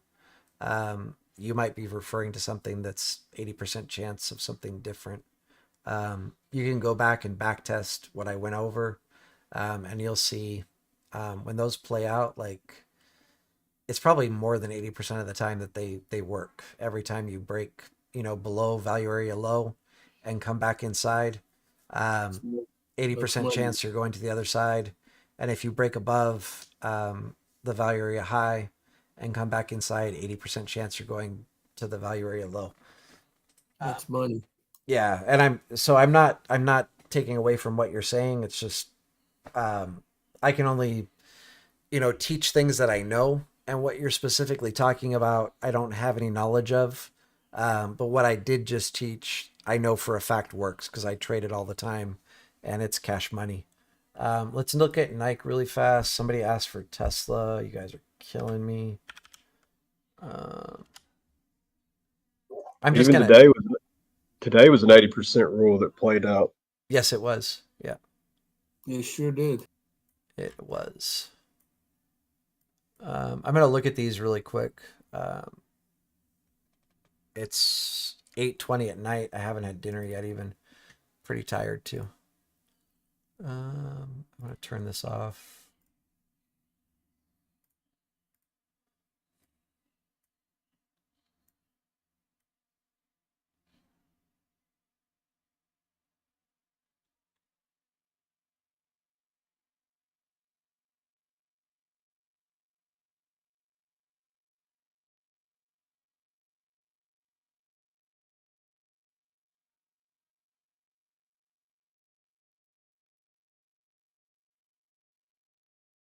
So this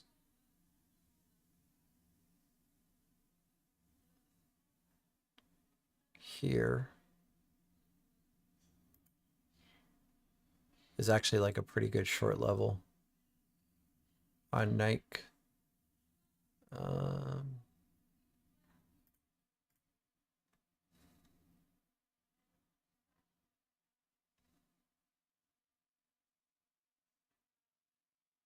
so as you can see, like we have a pretty good volume shelf right here on fixed range volume profile. Um, try to make this more visible. Um, and we're just barely tapping it. I think I would really like to see like uh, below 127. Sorry, what is this at? Yeah, so below 127. Um, looks like a good short. What were you asked me specifically, I think. Yeah, you said for a potential short. So yeah, this would be where I would be looking to take it short, below 127.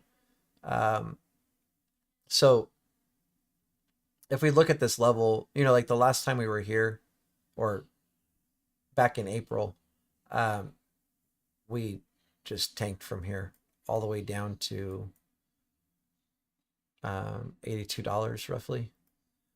We've come back up to this level. We've broken through it, but we're getting more downside every time. Um,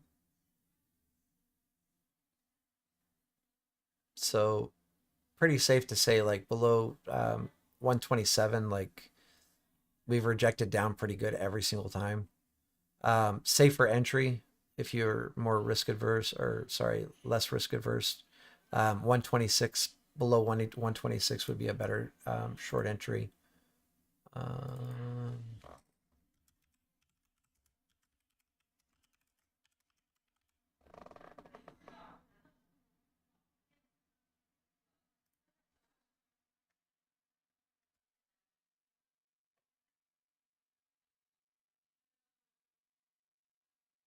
yeah, exactly.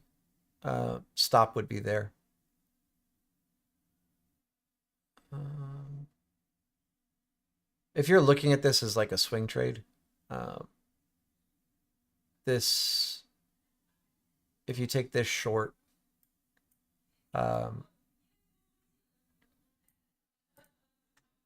stop loss you're going to want to be, you know, above these wicks here, like you said. And I would be looking to take profits right about there, 116. I would be looking to trim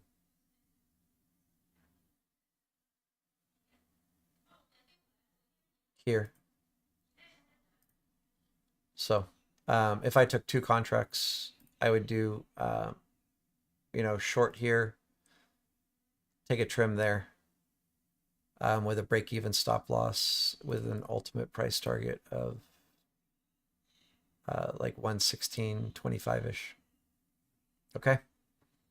And actually, this also is not like a horrible level to go long.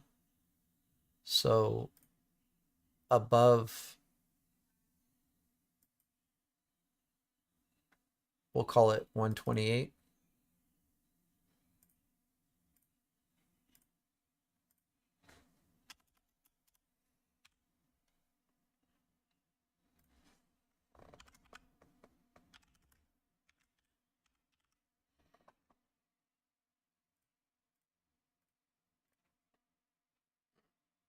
And you're going to be shooting for this right here is your price target.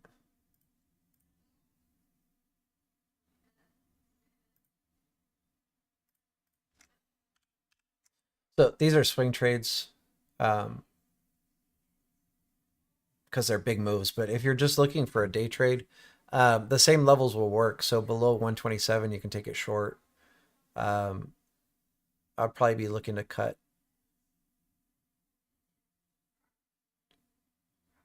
somewhere between like 125 and 124, and long over 128.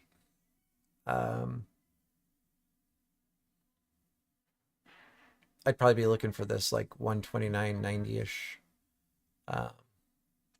as where I would take profit on a day trade.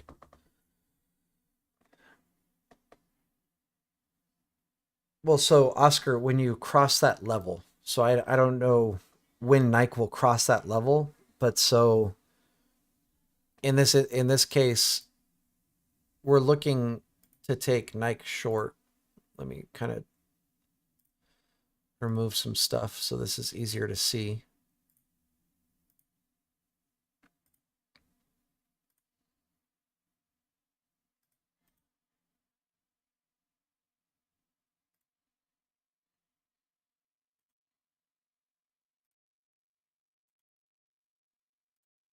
So we're not just entering Nike wherever it is when the market opens or an hour after the market opens.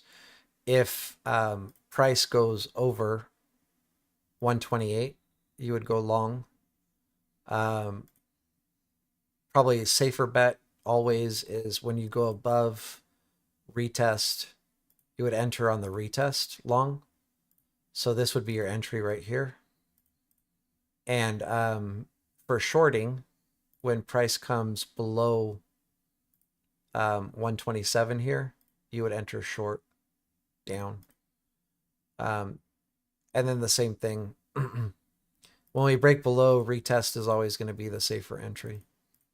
So something like that. Yeah. It's exactly what you want to do. All right. Any other questions on Nike?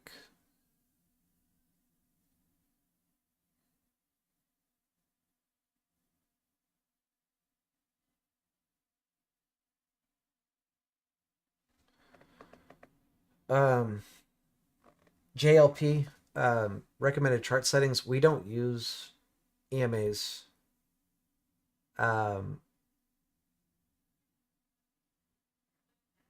For, I mean, I just went over it like in this video, but for our PVP, I'll go over it again really quickly. Oh no, that's good. I mean, I was gonna go back for those once you uploaded the video, because I did follow some of it, but I didn't catch all your settings, so I was asking in general. Okay. So on all of our volume profiles, the row size is going to be 100. The value area is going to be 68. And on PvP, I can just go over it really quickly. The time frames I use for 12 months, I use 1 day. For monthly, I use 4 hour. For my previous week, I'm going to be using 65 minute. And then for my daily, I use 30 minute. And for that one, I use the session volume profile. And the same thing, you're going to want your row size at 100 and your value area volume at 68. And then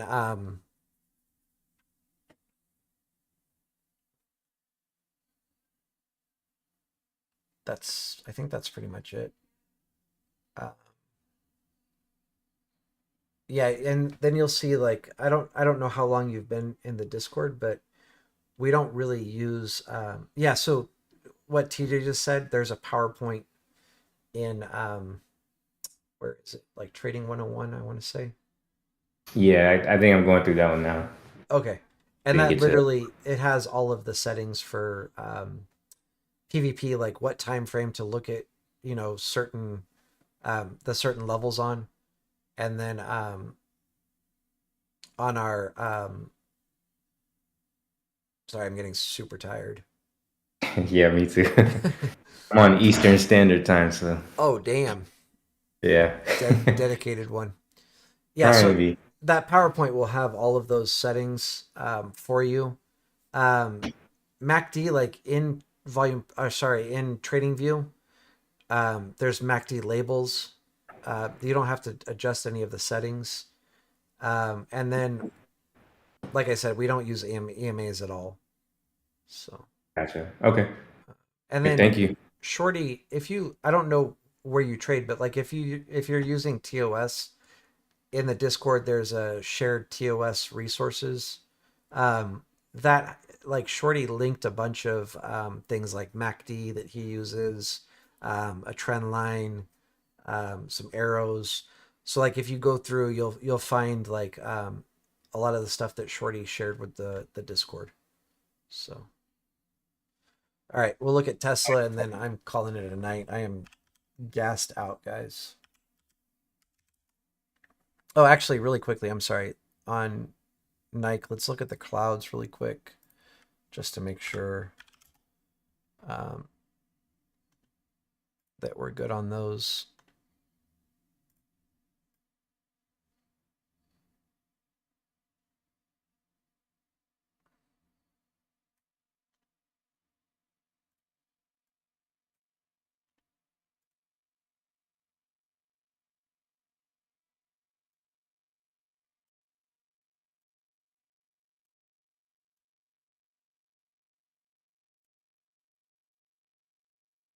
So just so you know, from 127, like you're gonna have um, a pretty clean run to like nothing. Sorry, actually, I'm confused. It's gonna be a pretty choppy trade to the downside. You're gonna be inside of the weekly top. You're gonna be inside of the 4 hour top, and then also the daily mid. It's not like the highest quality setup. So if you ever asked for Nike, just so that you know, um, be way better to try to short Amazon. That play that we went over earlier.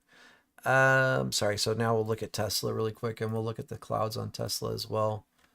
Um, I love to see it. I'm pretty bearish on Tesla, just FYI. Okay, I probably don't need all of that data. Yeah.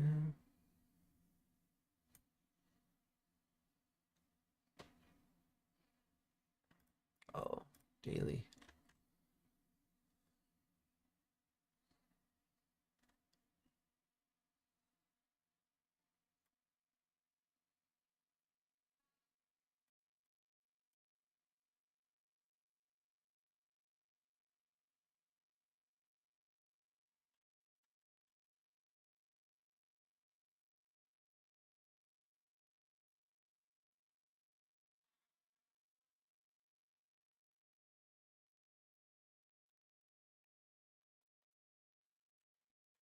Oscar, that's possible.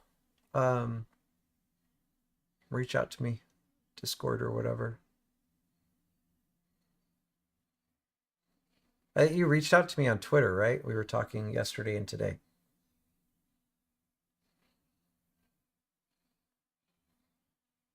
So if you don't have me on a Discord server, you can message me on Twitter again, but Discord's way easier for communication. This is looking a little bullish short term.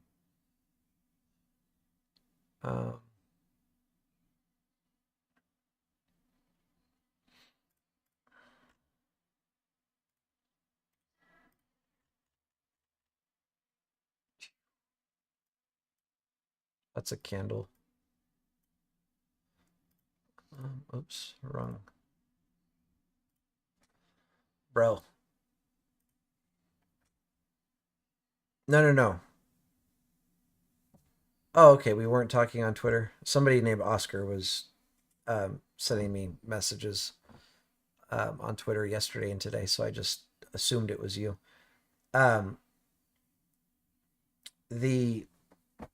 But anyway, if you're in a shared Discord with me, just DM me on there and we can talk. Just to give you Yeah, Rocket. Yeah, what's up? Yeah, hi. So if you want to use the clouds, do I need to buy? Do I need to ask Shorty for that one? The clouds? Yeah. So Shorty mentioned that he was going to sell them to Discord members. Oh, okay. Before, he used to sell them for 20K. But he mentioned for a long time, Discord members, he was going to sell them for probably about 2K. But anybody that buys them, he's going to make you sign an NDA.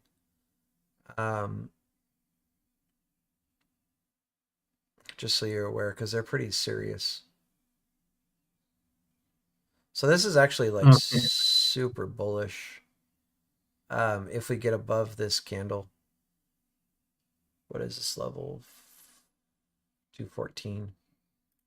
So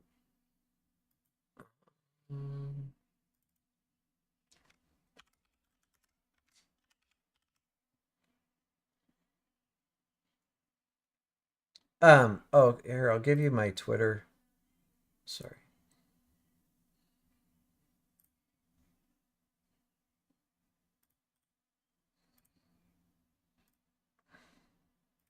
I have another question regarding the order limit. I just want to know, like, if big institutions and market makers, like, I today morning I have took one order and with a limit order, and I kept like below 30% stop loss, but still it has been stop loss has been hit actually. So my question is like, so do big institutions and market makers, they know that people are keeping the limit order below at this particular area or something like that specifically to them?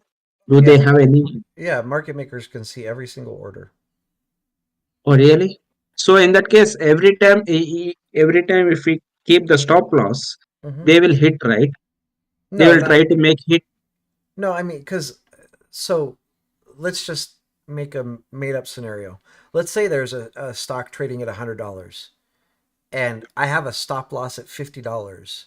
They're not going to bring that stock all the way down to $50 to pick up my share or whatever, my 10 shares or whatever it is that I have. Right.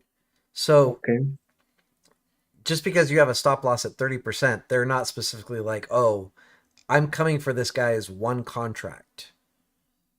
Okay. Do you understand? Like, you're pretty insignificant to them. Like, obviously, like as a whole, retail, like, yes, they will bring, like, if they're going long, they will bring the market down a little bit and pick up some premiums and go long. but they're not specifically going to be like, oh, like that dude has a stop loss 30% below, we're going after him. If your stop loss is reasonable, and right off the bat, I don't like that you said 30% because that's not how you should be trading. You want to trade off of levels on your chart. So just as an example, if we're looking at Tesla here, right? Let's just say I'm looking for a good example. Okay, no problem. Okay, perfect. Let's say I want to go long above this level here, right? Okay. And I can see this massive wick. Mhm. I don't know what I just did. Oh, okay, that was just the PVP. I mean that moved. So you have to be aware of this wick. Okay. Actually, this is kind of big. That's a little bit too big. Let's say I want to go long here above this level here, right there, right? And I can see this candle wicked all the way down to here. If Mhm. I have my stop loss here, there's a good chance market makers bring it down again to this same low that they just hit and take me out. So, Okay. as a smart investor, which should be your goal, you need to plan your trade before you enter it and say, my stop loss has to be slightly below this wick. Otherwise, there's a good chance the market makers are going to, bring it back down, collect premiums, and then go. So I need to be Okay. below this level so I don't get stopped out with all of retail.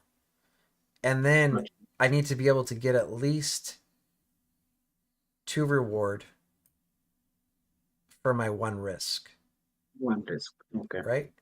And then you can Yeah. also look, further to the left and say, um, like you can see if there's any other candles that like might potentially get you stopped out on. Like this one here, you could argue, hey, maybe they bring it slightly below there. So then if that's the case, then you want your stop loss to be just slightly below that. And you have to make sure that you're able to get 2 reward for your 1 risk. I'm just, like I wouldn't be trying to take like such a massive stop loss, but I'm just using this as an example of how I look at things when I'm getting into a trade. Um, you want to look like, where are the wicks? Where might they bring price back down to? My stop loss needs to be below that. And then you also might want to look left and just say like, oh, there's another candle that wicked down to here, this wick down to here. Obviously, I'm not going to be putting my stop loss below this one. It's just too far. I'm risking way too much. And even with this, I'm probably risking way too much, kind of Yeah. unrealistic. But my stop loss should be, between these two. Um, and this is how you want to trade. Like Shorty talks about this. You want to trade points on the chart. You're not trading based on P&L. You're not trading based on a percentage. So you're Okay. you're looking for um, specific levels. So I don't have a level here, but let's just say I'm like, oh, this is my take profit. Here's my entry, right? And my stop loss has to be below this wick. Does the risk to reward ratio fit within this plan? Yes or no? If it doesn't, then you don't have a trade.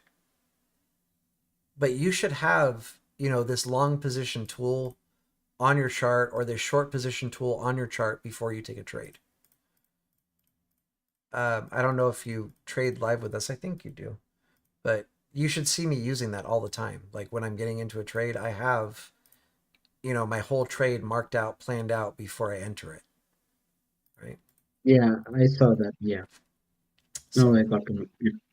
all right. So don't be using percentages. Okay. The only exception to that is like if you're following, um, oh, SP, he does lifetime. Um, you just have to DM him and find out what the price is. I don't know what it is. I don't deal with any of that stuff. I just help out in the Discord. So what was I just saying? I'm sorry. Right. Oh, so Mhm. the only exception to that percentage is if you're, like you have to have like a certain stop loss based on your trades. So like if you're for instance using like a 1K account, you don't want to lose more than 2.5% per trade, which calculates to $25. So your stop loss not only has to fit within, like points on the chart, but it needs to fit within that 2.5% of your total portfolio. That gets easier as your account gets bigger, but with a small account, that risk management is really, really important. So Gotcha. let's keep, Thank you. yeah, no problem. Anytime. Let's keep looking at, oh, keep looking at Tesla here.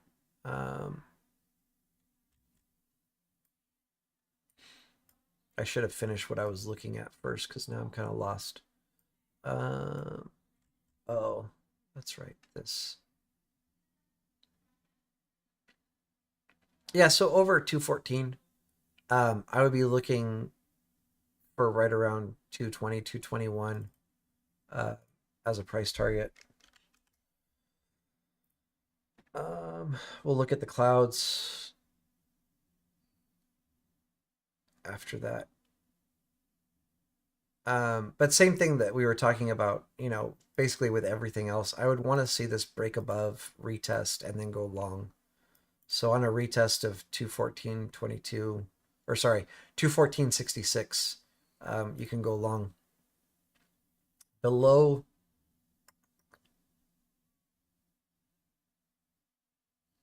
this is a good SR flip here, right there. So below 210.64, you can play this to the downside. And short looks a lot better, just FYI. But looking at the chart, like short term, I'm pretty bullish based on where we're trading. But these would be my price targets to the downside. Something like this. So basically 206 and 202.30-ish. But same thing. You want to break down below 210.64, retest it, and enter short. So does that make sense to everybody? Yes. Yep. Looks like a good trade. We'll look at the clouds just to confirm what we're seeing.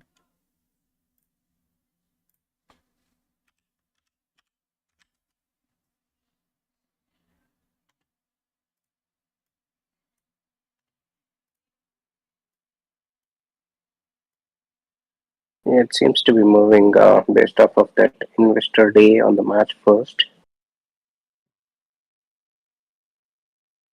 And for showing a lot of volume today. Oh yeah, so this is perfect. So you can see the 4-hour clouds. Actually, sorry, let me zoom out a little bit more. So the inside of the 4-hour cloud is at 110.79. And from there down, you have free space all the way to 202-ish, 202.50. So this is a great short. I don't remember exactly what level I gave, but I know it's close to that. 210.64. Yeah, and this is 210.79. So below that will be an awesome short. And it looks like you should have a good trade all the way down to like 202.50. I would take trims along the way. I'm going to have a DM. Let me just check this.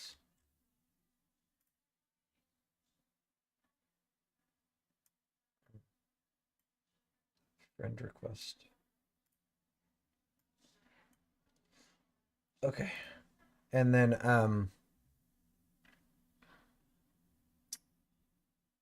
so the upside, we have the weekly top at 218.85.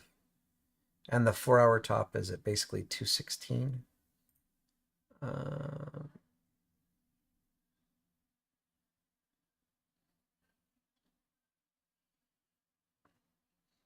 So it might be a little bit better as far as risk to get in.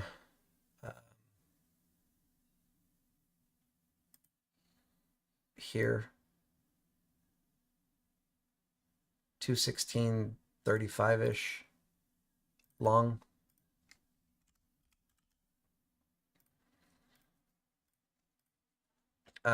I mean, either will probably work, but this is going to be your safer entry long. And your safer price target will be 218. What did I say? Sorry. 218.85, basically 219. So that's going to do it, everyone. I'm exhausted. Hopefully, this was helpful. And hopefully, I was able to answer people's questions. Oscar, like I said, just you can message me on Twitter and we can talk. All right.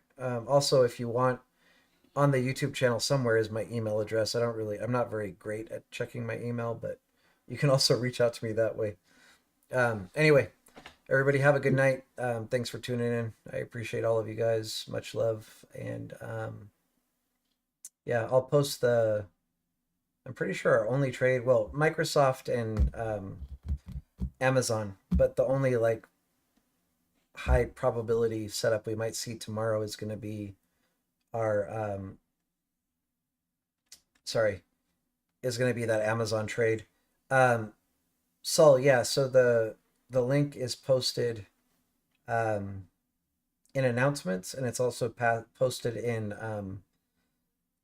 past watch lists. So here. But yeah, you'll find it in announcements and in the past watch list channel. And I'm sorry, like, I know I was stuttering a little bit and losing my train of thought, but I am literally like gassed out, tired. It's 9 o'clock at night basically, and I haven't even had dinner yet, so it's been a long day. But when I say this, like, it's not a joke. I do this because I want people to be successful and I want to try to help people. And so hopefully this helps people out, and I hope people that are just watching today learn that 80% rule, and I hope you apply it because you'll see that it crushes. So yeah, I mean, Jackson, like, that's the grind, man. It's I always get like 4 or 5 hours of sleep because I'm always up late, like working my butt off. So yeah. Anyway, much love, everybody. Thanks again for tuning in. Take care. And I'll see you all tomorrow. Probably we'll be live in the free chat. And if it's not a good day to trade, we're not going to force anything.